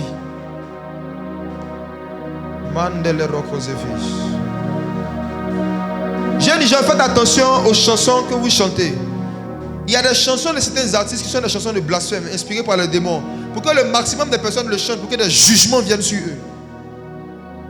Il y a des chansons populaires qui sont des chansons qui sont faites dans le but d'exciter la colère de Dieu contre un peuple, exciter la colère de Dieu contre les habitants d'une ville. Des paroles de blasphème contre l'église. Il y a une chanson qui est sortie, on dit, si vous arrivez au ciel, fermez la porte, jetez la clé. Qui connaît cette chanson? Il y a un groupe de chanteurs ivoiriens qui ont chanté une chanson.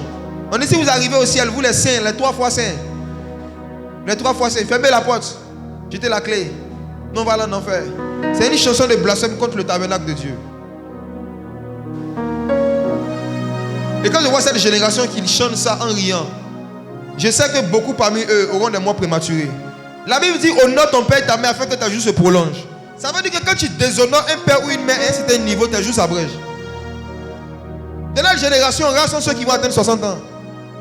Rares sont ceux qui vont atteindre 60 ans. À cause des paroles de blasphème. Des jeunes vont continuer à mourir de plus en plus jeunes. À cause de la musique mondaine. qui leur apprend à blasphémer contre Dieu, contre son tabernacle et contre les habitants du ciel, ceux qui veillent. Ce n'est pas comme tout le monde qu'on blasphème impunément. Ce n'est pas comme tout le monde qu'on blasphème impunément. Je me rappelle quand j'étais en train de contracter l'onction en 2012, il y a un jeune qui m'a manqué de respect dans une église. Et il continuait. Et je lui ai dit que, tu regardes, si tu continues, tu vas avoir une diarrhée que l'œil n'a point vue, que l'oreille n'a jamais entendue. Et il riait, il est parti. À l'époque, on n'avait pas les smartphones et ces choses. Et moi, je n'étais pas régulier dans cette église. C'est sa mère qui avait à l'époque contacté ma mère disant que son fils me cherche. Il lui a pas donné les raisons, mais on dit qu'il a la diarrhée, il n'avait plus à aller à l'école. Et quand on s'est vu, je lui ai dit, tu pensais que tu te moquais d'un jeune, or tu te moquais d'un esprit. La Bible dit qu'un jour, il y a un homme chauve qui passait. Et il y a un groupe de jeunes qui ont fait une chanson. Ils ont fait une chanson. Ils ont commencé à se moquer de lui. Ils ont dit, chauve, monte, chauve, monte. Ils pensaient qu'ils étaient en train de se moquer d'un chauve. Or, ils se moquaient d'une armée. Ils pensaient qu'ils se moquaient d'un vieux. Or, ils se moquaient d'un ous. La Bible dit que quand ils ont commencé à se moquer, ils se moquaient d'Élisée, le prophète Élisée. Il s'est retourné, il les a regardés. La Bible dit qu'il les a maudits. Et il a continué sa route. La Bible dit que des ours sont sortis de la forêt. Vous savez, chaque pays est représenté dans le monde spirituel par ce qu'on appelle un emblème. Et cet emblème en général c'est un animal, n'est-ce pas? Puis la Côte d'Ivoire c'est l'éléphant, la Cité c'est le lion. Et chaque être humain aussi est représenté dans le monde spirituel par un emblème. Chaque être humain dans le monde des esprits est représenté par un emblème. Voici pourquoi quand Nebuchadnezzar a eu son songe, où il a vu un ours, un léopard, on lui a dit ce sont des nations. C'est le roi de tel pays. Chaque être humain est représenté dans le monde des esprits par un animal. Et vous savez, il y a des personnes dans le monde spirituel, ce sont des aigles. On est en train de s'amuser et d'apprendre à blasphémer contre des personnes dont on ne connaît pas l'emblème dans le monde des esprits. Quand je vois des jeunes qui s'amusent dans les commentaires souvent des vidéos de certains pères dans la foi, aller clasher, donner leurs opinions, leurs avis, ils sont en train d'attirer sur eux des choses qui sont trop lourdes. C'est pour ça que je dis que dans notre génération, il y aura beaucoup de morts prématurées. Ce n'est pas seulement la mort physique, même la mort dans le ministère. Vous allez voir des ministères qui vont commencer comme ça, puis qui vont s'éteindre en même temps. C'est parce que parfois, quelque part, un jeune, parce qu'il pensait qu'il était arrivé à un certain niveau, il a commencé à s'attaquer à un prédicateur, en pensant que c'est un prédicateur. Oh, il s'attaquait à des chars et les cavaleries. Il pensait qu'il s'attaquait à un homme de Dieu. Oh, il était en train de s'attaquer à une armée. Élie a regardé, Élisée a regardé Élie et il a appelé chat d'Israël et sa cavalerie. Un homme.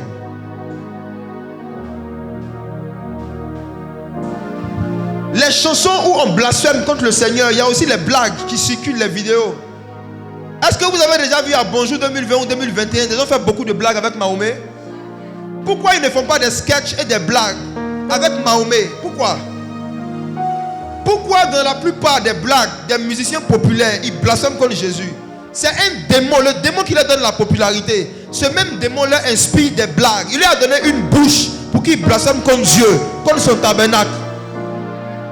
On lui a donné une bouche, une inspiration pour faire des blagues seulement sur Jésus et sur l'église.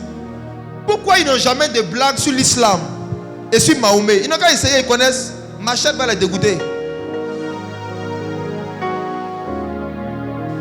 C'est dans Jésus, c'est lui qui est quoi? Nounous.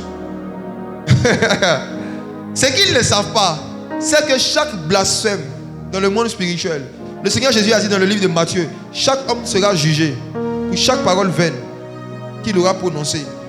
Et vous les chrétiens qui partagez ces vidéos, répentez-vous. Vous participez au blasphème. Quand vous voyez les personnes qui sont en train de blasphémer des choses sacrées, et vous participez à ça, vous êtes en train de pécher contre le Seigneur, et vous allez attirer des malédictions sur vous. Le Seigneur dit, il ne laissera pas impuni celui qui prend son nom en vain. Il ne laissera pas impuni. Tu peux ne pas sentir la punition, mais elle est là. Quand Dieu nous punit, il ne nous prévient pas qu'il est en train de nous punir. Tu vas voir que ta vie commence à se mélanger, à se gâter pour rien, juste parce que tu as regardé une vidéo où tu rigolais avec Jésus. Ne jouez pas avec ces choses. C'est un esprit, il y a un esprit de blasphème, de Apocalypse, c'est quelqu'un agit à travers la musique, dans le milieu du spectacle, dans le milieu de l'art, dans le milieu des musiciens. Tout le monde fait des blagues avec Jésus, tout le monde fait des blagues avec tout. Et là, il y a un même qui s'est spécialisé dans ça. Le pasteur Intel. J'ai pitié pour cet homme. Je pense qu'il est une marionnette qui est manipulée par cette bête d'Apocalypse chapitre 13. Si je rencontre ce monsieur, je vais essayer de lui parler. Je vais lui dire qu'il est en train de programmer sa mort prématurée. Au fur et à mesure qu'il organise des spectacles où il se spécialise à un pasteur tel, il imite le parler en langue. Il imite les choses de Dieu. Il est en train d'accélérer et de précipiter sa mort. On ne joue pas avec les choses du Saint-Esprit. On ne joue pas avec les choses du Saint-Esprit. On ne joue pas avec les choses de l'Esprit. Jésus même a dit aux Juifs, il dit pardon, si vous voulez blasphémer, blasphémez contre le Père. Blasphémez contre le Père. Si vous blasphémez contre le Père, il vous sera pardonné. Si vous voulez blasphémer, blasphémez contre le Fils, il vous sera pardonné. Mais le Saint-Esprit, laissez-le. Jésus dit, si les hommes s'amusent à blasphémer contre le Saint-Esprit, même s'ils arrivent à vivre 200 ans, il ne leur sera pardonné ni dans ce siècle, ni dans le siècle à venir.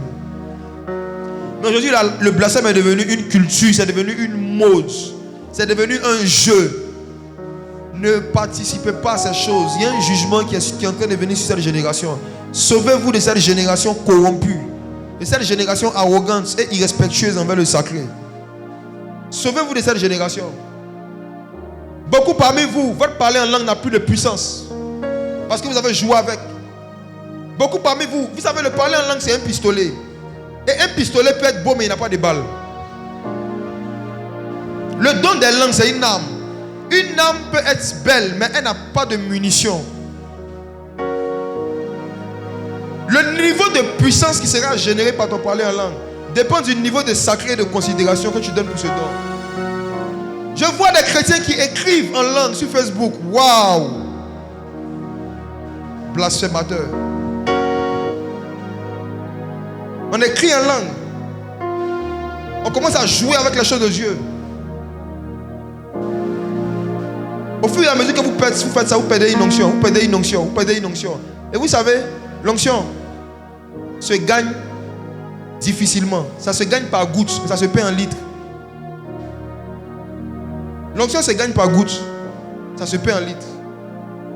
Même le nom Jésus, c'est le même mot qu'on utilise, mais ça n'a pas la même puissance dans nos bouches à tous. Il y en a qui prennent ce nom-là pour blaguer. Finalement, quand ils disent Jésus, ça n'a plus de puissance. Il y en a qui utilisent ce nom pour tout et pour rien. Tu vois un cafard, oui, Jésus. Une voiture de rate, Jésus.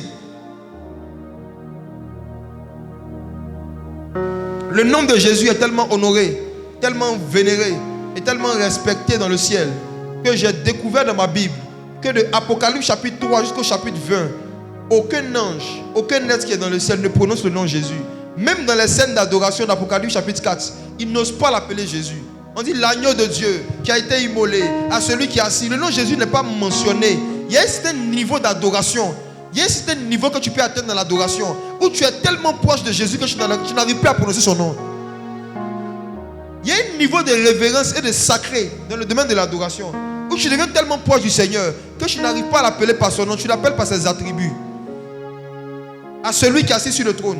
Vous allez voir que même les 7 lettres aux 7 églises, à aucune église, le Seigneur a dit, voici ce que dit Jésus. À chaque fois, il dit, voici ce que dit celui qui a les yeux comme des flammes de feu. Voici ce que dit celui qui a l'épée qui sort de sa bouche. Voici ce que dit celui qui a les pieds comme ça. Il n'a jamais dit, voici ce que dit Jésus. Le mot Jésus n'apparaît pas dans les lettres que Jésus a données aux 7 églises. Parce qu'il y a un niveau de révérence et il y a un niveau de respect dans le prophétique quand tu atteins. Tu as du mal à utiliser le nom de Jésus. Tu utilises seulement ses attributs et il se manifeste. Il se manifeste. Ce n'est pas parce qu'on dit Jésus dans une chanson que c'est un cantique spirituel. Ce n'est pas parce qu'on ne dit pas Jésus aussi que le cantique n'est pas inspiré de Dieu. Ce n'est pas le mot qui est important, c'est le respect, la révérence qu'on met autour de ses attributs. Et regardez ceci.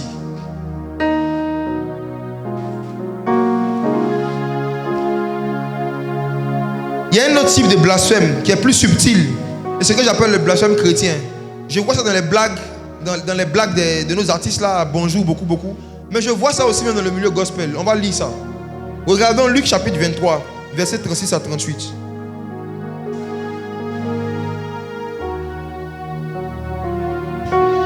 Luc chapitre 23, le verset 36. À 38.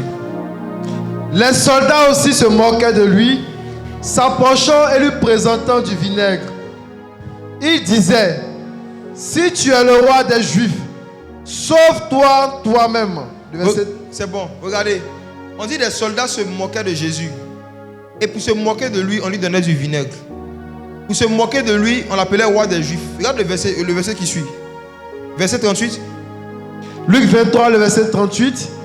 Il y avait au-dessus de lui cette inscription. Celui-ci est le roi des Juifs. Regardez. Il y a des moqueries qui consistent à dire que Jésus est roi. Il y a des moqueries qui consistent à dire que Jésus est bon. Regardez les paroles de leur moquerie, c'est roi des Juifs. Mais est-ce que ce n'était pas une moquerie? Ne vous dites pas qu'une fois que dans une chanson, on dit Jésus est bon, Jésus est roi, Jésus est grand, automatiquement cette chanson est une chanson d'adoration. Ça peut être une chanson de moquerie. Tout dépend de la personne qui chante. Qui est en train de chanter ça? Qui a composé le chant? Qui sont ceux qui jouent avec ça? Qui sont ceux qui aiment le cantique le plus? Je vais donner mon avis, ça c'est mon avis. Chacun est libre de faire ce qu'il veut. Le cantique où on dit comment ne pas te louer, comment ne pas te louer. Quand j'ai regardé l'origine du chant, quand j'ai regardé qui sont ceux qui chantaient le chant, ceux qui aimaient chanter le chant, le jeu qu'on est en train de faire, j'ai su que c'était un chant de blasphème. Blasphème dans le sens où ceux qui le chantent, ce sont des païens, parfois des homosexuels, qui prennent le chant et qui dansent dessus. Ils ont fait des quoi? Des challenges, n'est-ce pas? Où on prenait, tout le monde blague dessus, tout le monde danse dessus. C'est la preuve que ce n'est pas un cantique spirituel. On met même ça en boîte de nuit. Je me rappelle, il y a quelques mois, dans une boîte de nuit, ils avaient mis ça, puis c'était passé à la télévision, ça passait sur TikTok. En boîte de nuit, on mettait. Et puis les gens avaient l'alcool dans les mains. Comment ne pas te louer? Ça m'a rappelé les soldats. La louange, ce n'est pas ce que tu dis, c'est ce que tu vis, c'est ce que tu fais. La louange à Dieu, c'est le style de vie qu'on mène.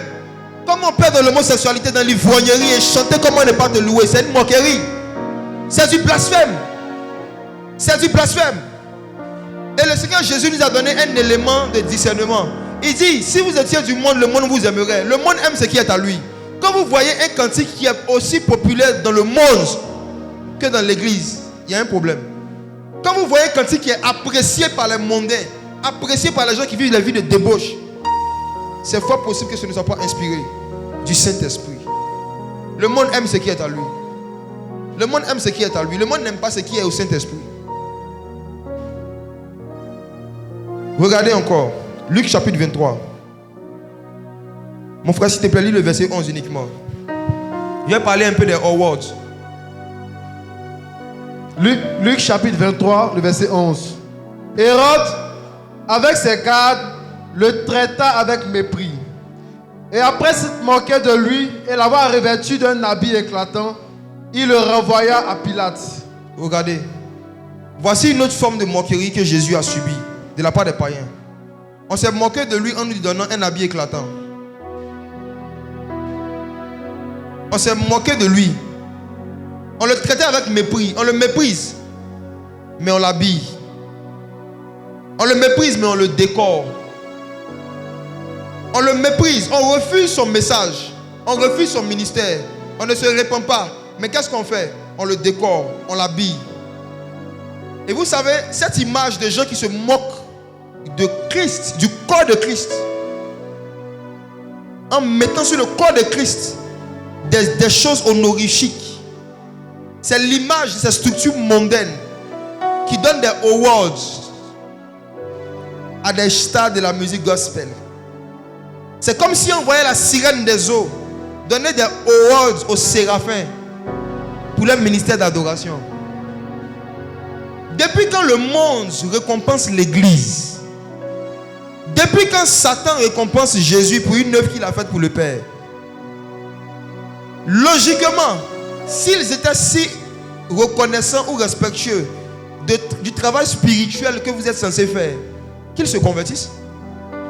La récompense d'un chant vis-à-vis des païens, c'est leur conversion. Si c'est aussi intéressant, c'est aussi bon, pourquoi ils n'abandonnent pas le monde? Pourquoi ils ne deviennent pas chrétiens? C'est une moquerie, c'est un blasphème. décoré de vêtements éclatants, habillé et récompensé le corps de Christ, mais pourtant on le méprise. N'acceptez jamais d'être récompensé par des gens qui ont crucifié votre Seigneur. N'acceptez pas. Je parle des œuvres spirituelles, dans le domaine spirituel. N'acceptez pas d'être décoré. N'acceptez pas de recevoir des awards pour une œuvre que vous n'avez même pas faite, qui a été faite par le Saint-Esprit au travers de vous. N'acceptez pas. Rendez toujours toute la gloire à Jésus. C'est aussi là une séduction du milieu hip-hop. Mettre les gens en compétition. Dans le domaine de l'adoration, il n'y a pas de compétition. Le meilleur adorateur n'existe pas devant Jésus.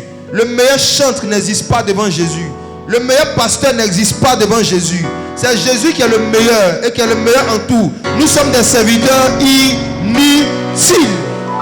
C'est un blasphème que des païens veulent décorer des chrétiens pour une œuvre qu'ils font pour Jésus. C'est un blasphème.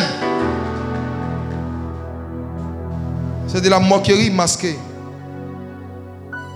Et tu les vois, ces chrétiens séduits malheureusement. Ils envoient des messages. Votez pour moi, votez pour moi, votez pour moi. Cliquez ici, cliquez ici. Ces jeunes me font maintenant pitié. Ils sont comme des brebis qui n'ont pas de berger. Ils ont des pasteurs mais ils n'ont pas de berger. Ils ont des leaders mais ils n'ont pas de berger. Ils ont des hommes de Dieu mais ils n'ont pas de berger.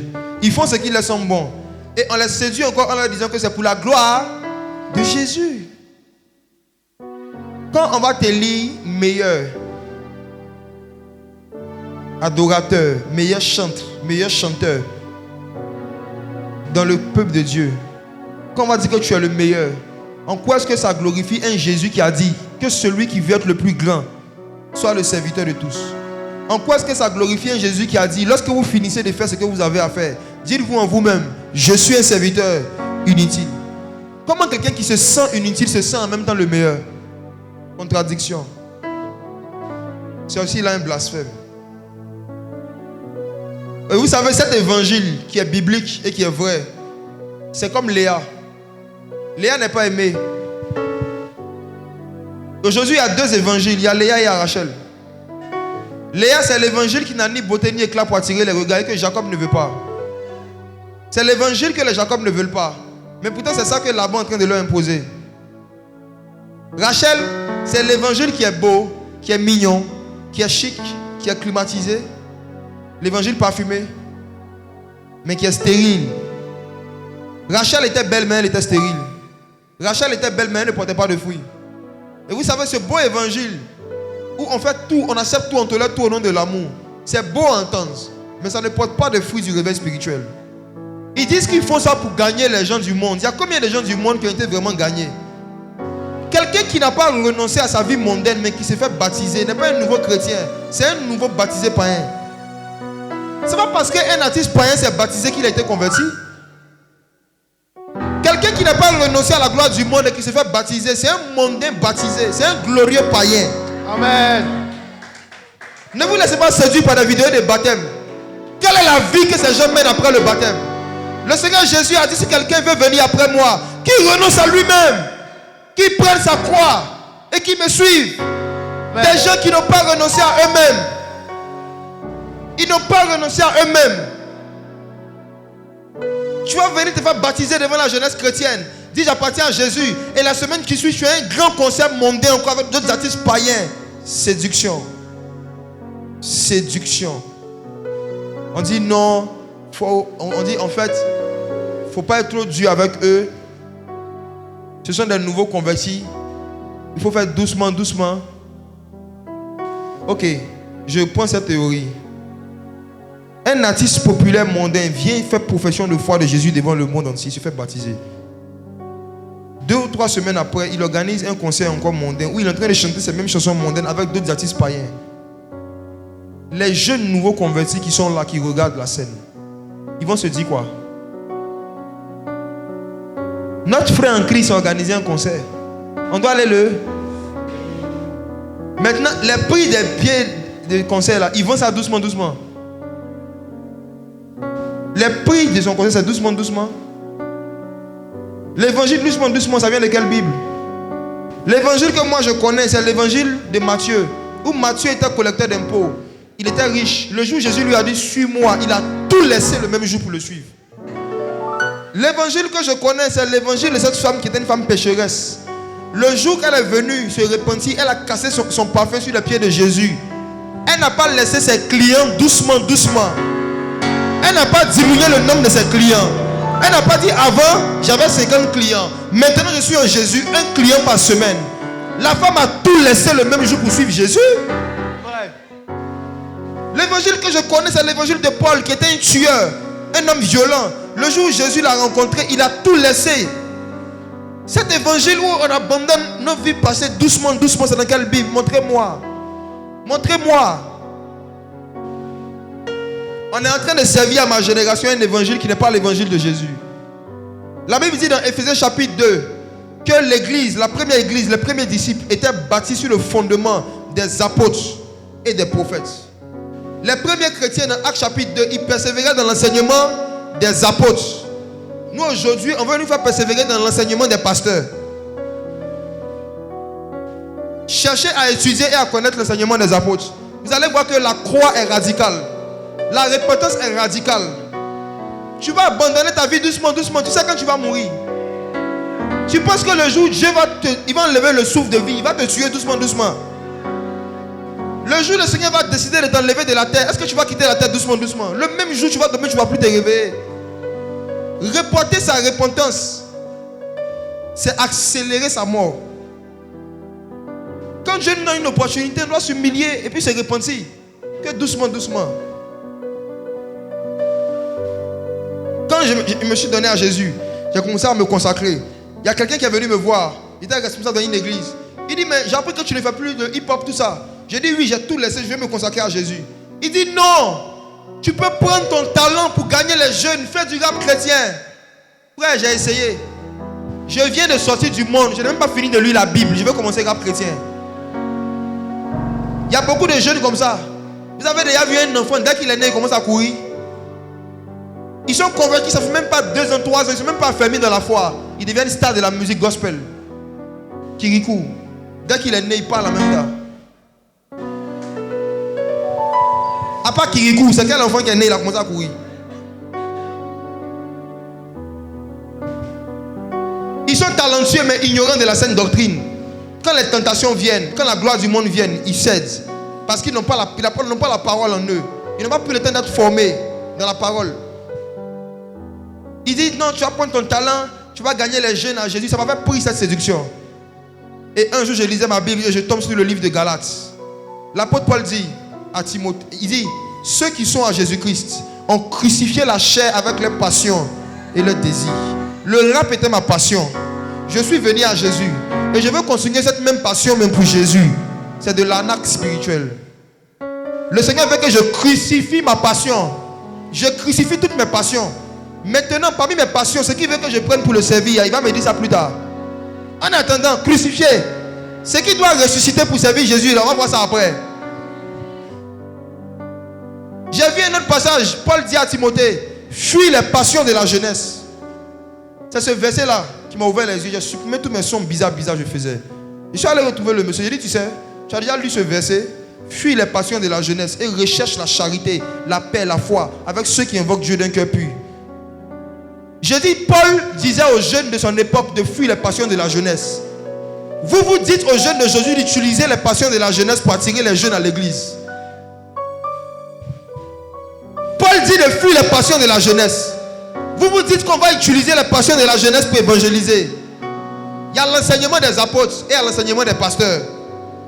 Ils préfèrent suivre pour les apôtres. Si l'onction et ses manifestations, si les signes, les prodiges, les miracles et les manifestations du Saint-Esprit ne peuvent pas emmener une foule à la conversion, comme c'était le temps dans le livre des Actes, arrêtons de prêcher l'évangile. Si on a besoin de prendre toutes les modes mondaines pour les christianiser, retournons dans le monde. Si le Saint-Esprit a un coup d'inspiration, qui n'est pas capable d'inspirer des nouveaux cantiques, il n'est pas capable d'inspirer des genres musicaux, et qu'on doit toujours aller prendre des choses chez les mondains pour enlever l'étiquette et puis mettre autocollant Jésus devant, c'est honteux pour notre Dieu. C'est honteux pour notre Dieu. Le jour où le Seigneur Jésus-Christ ne perd plus des miracles et des signes régulièrement, je vais devenir musulman.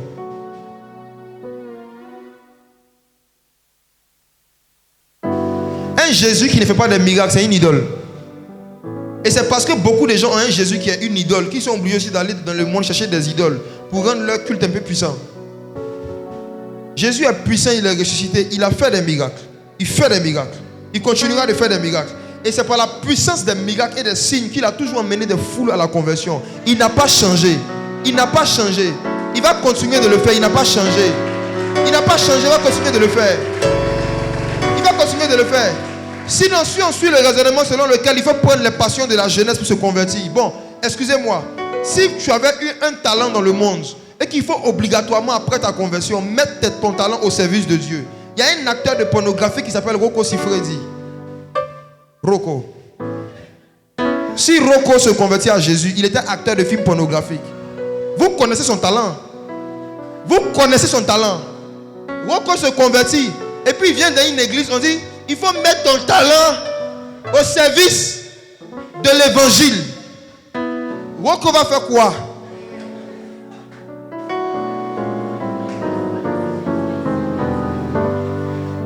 Si une danseuse de Mapuka se convertit à Jésus, on dit il faut mettre ton talent au service de l'évangile. On va faire du Mapuka gospel. On veut gospeliser toutes les passions mondaines. Il y a une génération qui va accepter ce compromis. Mais je crois qu'il y a une autre génération, et vous en faites partie, qui ne fera pas de compromis avec l'évangile de Jésus. Qui ne fera pas de compromis avec l'évangile. Et le Seigneur vit que Léa n'était pas aimée et il a rendu féconde. Quand Dieu va voir que vous n'êtes pas aimé parce que vous dites la vérité, il va vous rendre encore plus fécond. Quand il va voir que vous êtes rejeté parce que vous êtes attaché aux Saintes Écritures, il va commencer à multiplier les miracles au travers de votre main. Quand il va voir que vous êtes rejeté, vous n'êtes pas aimé, il va vous rendre féconde. Léa, ne deviens jamais Rachel. Léa, reste tel que tu es. L'Éternel verra que tu n'es pas aimé. Il va te rendre féconde. C'est par toi que le Messie va venir. C'est pas toi que le réveil va venir. Les réveils dans les nations sont toujours venus lorsque les systèmes, les styles de vie, même dans le milieu religieux, ont été bouleversés par des prédications. Il y a un réveil spirituel lorsque Dieu attire notre attention sur des choses qu'on a toujours trouvées normales. Mais il nous ramène aux Écritures et on voit qu'on ne devait pas aller dans ce sens. On s'humilie devant lui et puis il envoie un vent de rafraîchissement. On va prier.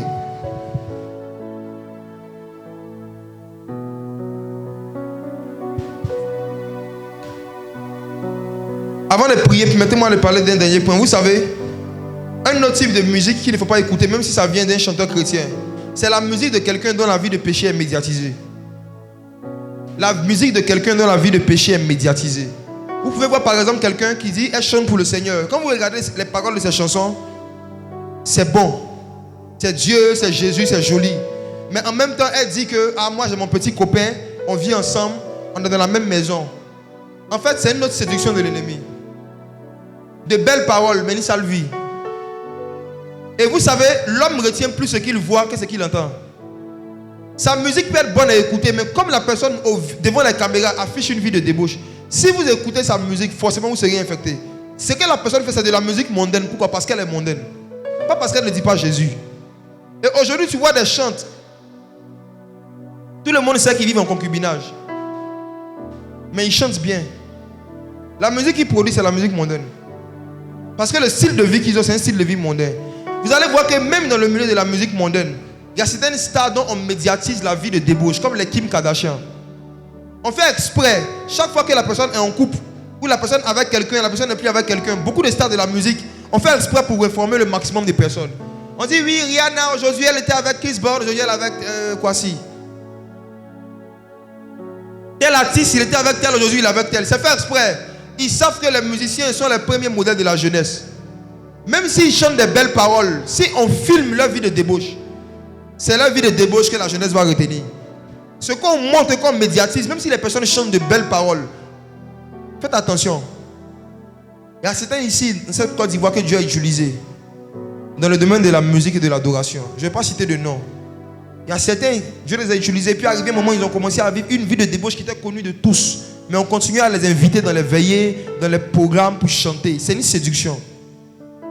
On est au courant de la vie de débauche du gars, tout le monde sait. Je ne parle pas de quelqu'un qui est tombé, ça peut arriver. Je parle de quelqu'un qui vit une vie de péché, au vu eux aussi de tout le monde. Mais il continue de chanter pour Dieu. Tout ce qu'il va produire dès cet instant, ce n'est plus de la musique spirituelle. Est-ce que de l'eau pure peut sortir d'un vase sale? J'aimerais qu'on prie. J'aimerais vraiment qu'on demande au Seigneur de pouvoir nous aider dans cette saison de séduction par la musique. Je veux parler à des jeunes qui m'écoutent, qui ont l'habitude d'écouter la musique mondaine et qui au fur et à mesure qu'ils m'ont écouté prêcher ce matin, vous avez commencé à avoir une conviction de péché, vous avez commencé à avoir une tristesse à l'intérieur de vous. Là où tu es, pendant que tu m'écoutes, si tu veux que Dieu te donne la force de te détacher de tous les artistes païens, les artistes mondains que tu aimes, humilie-toi devant Dieu. Tu vas fermer les yeux, tu vas baisser la tête et tu vas commencer à parler à Dieu. Tu vas dire, Seigneur, je ne savais pas. Je ne savais pas. La Bible dit que Dieu ne tient pas compte des temps d'ignorance. Dieu ne tient pas compte des temps d'ignorance. Dieu ne tient pas compte des temps d'ignorance. Dieu ne tient pas compte des temps d'ignorance. S'il y a beaucoup de choses que tu as fait sans le savoir, Dieu Seigneur de te libérer.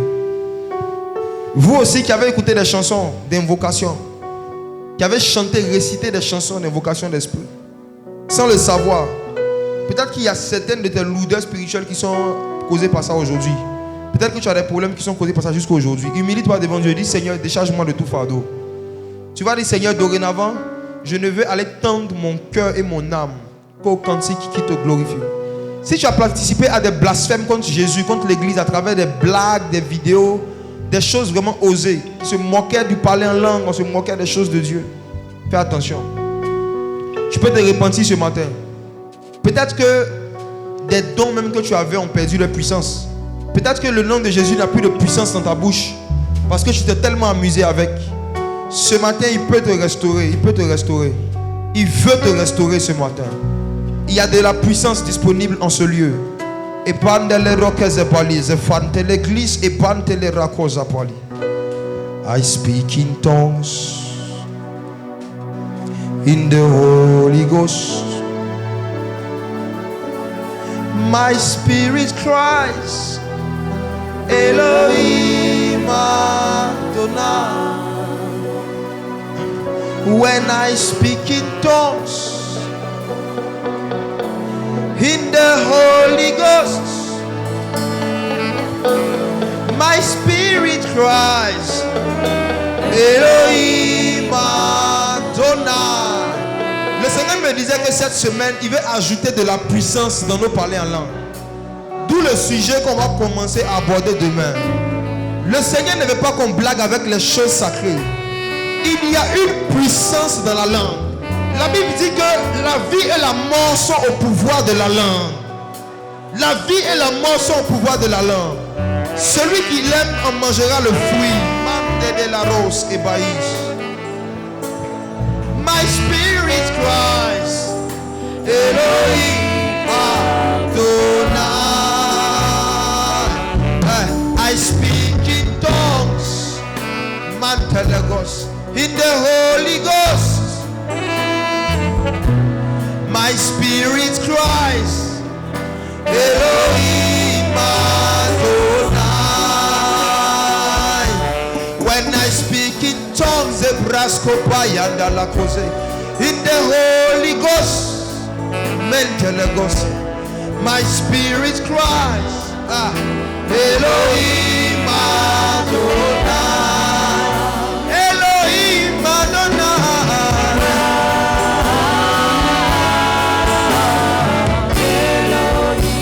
Elohim Adonai. Mendele Rokos, Braskayandala Koshipalia.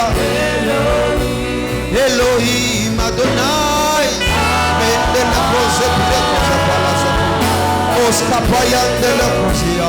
Elohim Adonai. Esgabraskapayandele Kosepalia. Elohim Adonai. Erokayandala Kose Brekos. Endala Kosa. Elohim Adonai. Erakosa Payandele Kosa. Elohim Adonai. Adonai. Endala Kose Plaskina. Eya Brako Jetalea. Elohim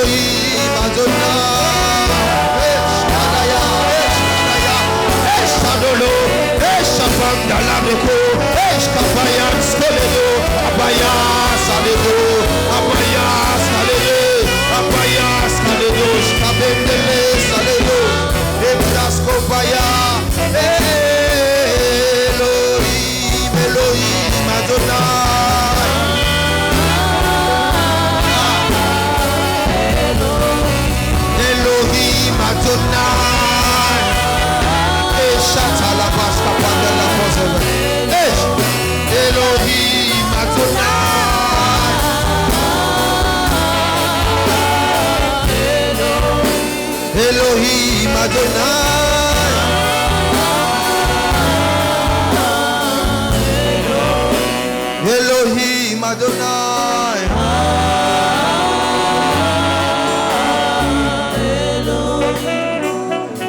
Ose praze kanda. Ose frashka bede. Onele vreske bede. La dodes kabaya. Shadera. Maskapaya. Skopekeya. Alesginda le roka bandelide. Venda la sponda ladies. Mandale sofrase. O safrado la escopaya.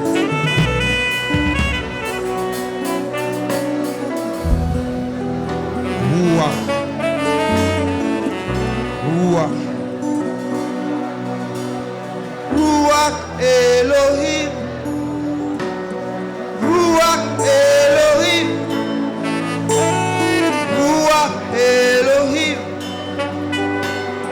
Ruach Elohim. Ruach Elohim. Ruach Elohim. Ruach Elohim. Ruach Elohim. Ruach Elohim. Ruach Elohim. Ruach Elohim. Ruach Elohim. Eras capanda la cosa bende le rocosevi. Ruach Elohim. Ruach Elohim. Ruach Elohim. Ruach Elohim. Ruach Elohim. Ruach Elohim. Ruach Elohim. Ruach Elohim. Ruach Elohim. Fill this place. Menda la close de pandale. Remplis ce lieu.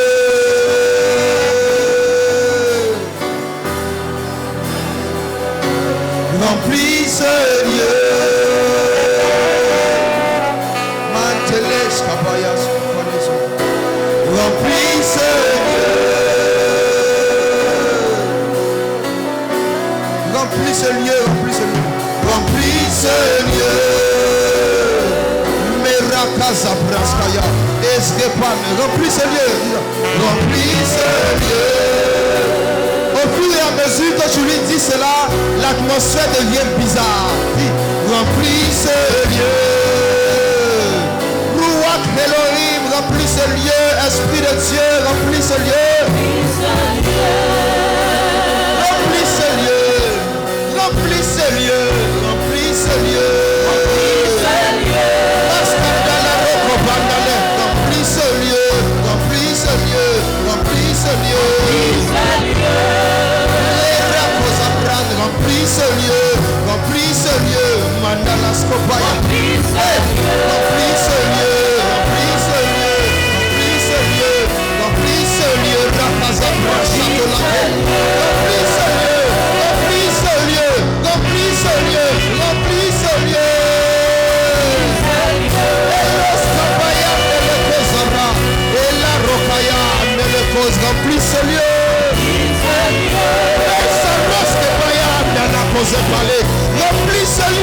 Remplis ce lieu que je suis. Le lieu c'est toi-même. Le lieu c'est ton corps. Le lieu c'est ton cœur. Le lieu c'est ton cœur. Ton cœur va déborder d'amour pour Jésus. Remplis ce lieu. Hey, hey, hey. Skaya. Hey.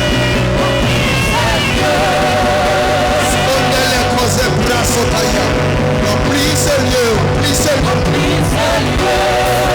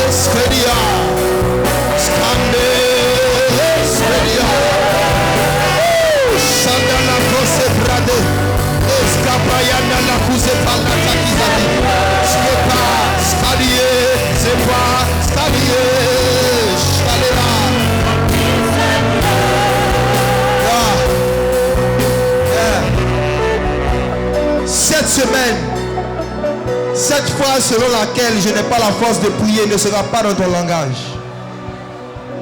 Cette semaine, tu ne diras pas, je n'ai pas la force de prier. Il y a une force que Dieu est en train de déposer en nous parce que cette semaine, il aura besoin de nos genoux. Il aura besoin de notre bouche. Il aura besoin de nos mains levées. Cette semaine, à cause de l'onction qui est en train de venir sur toi, tu vas plutôt dire, je n'ai pas la force d'arrêter de prier. Il y a des fois, tu vas essayer d'arrêter de prier. Tu n'auras pas la force. Tu n'auras pas la force de ne pas prier cette semaine.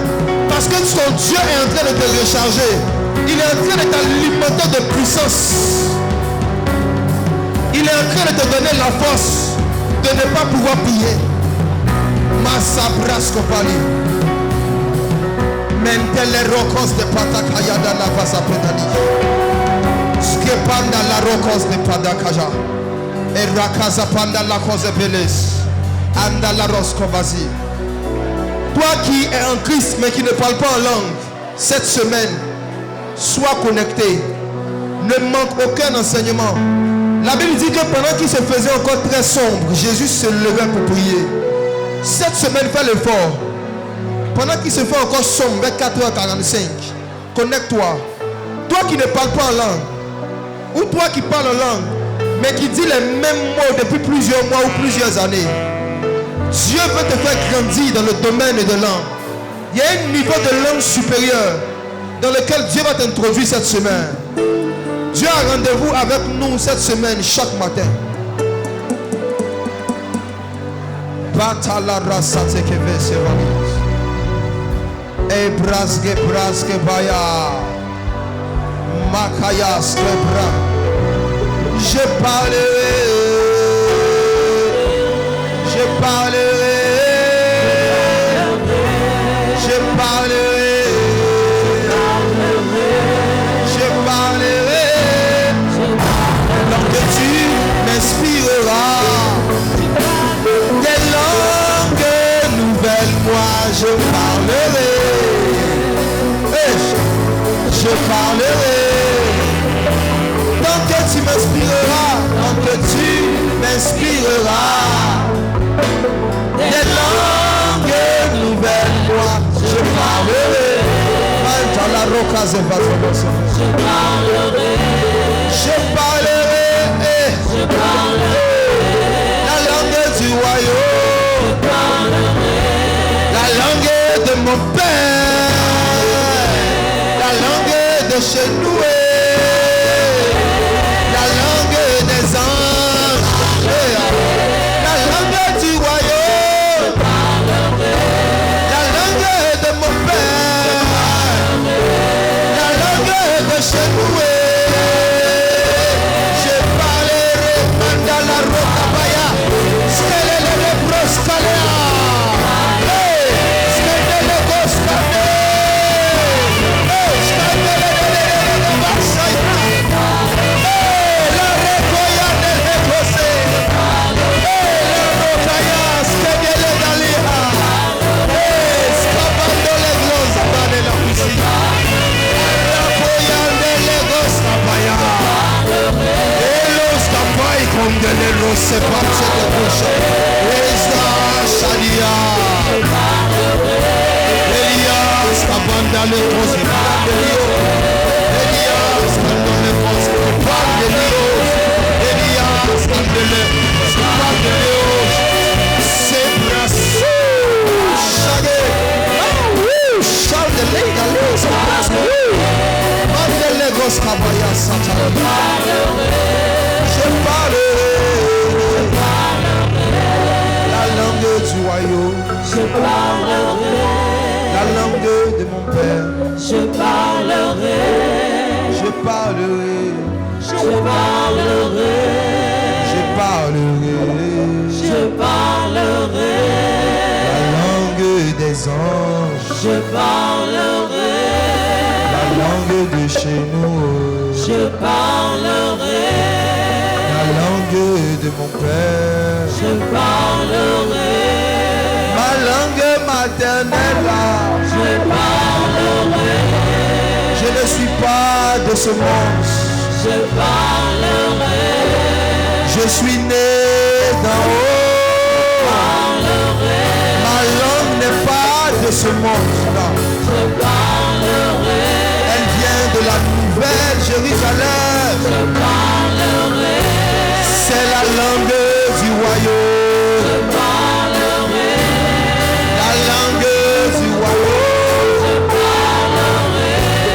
Je la parlerai. Est-ce qu'on peut acclamer Jésus? Est-ce que tu peux ovationner le Fils de Dieu?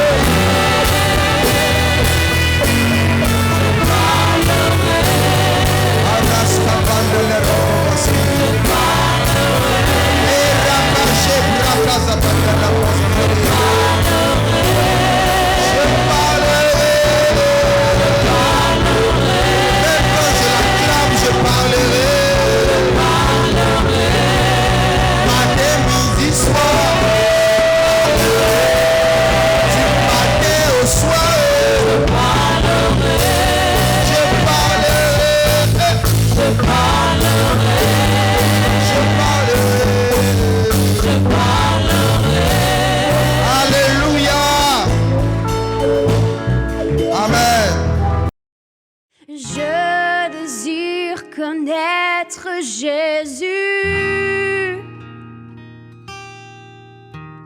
Je désire connaître Jésus.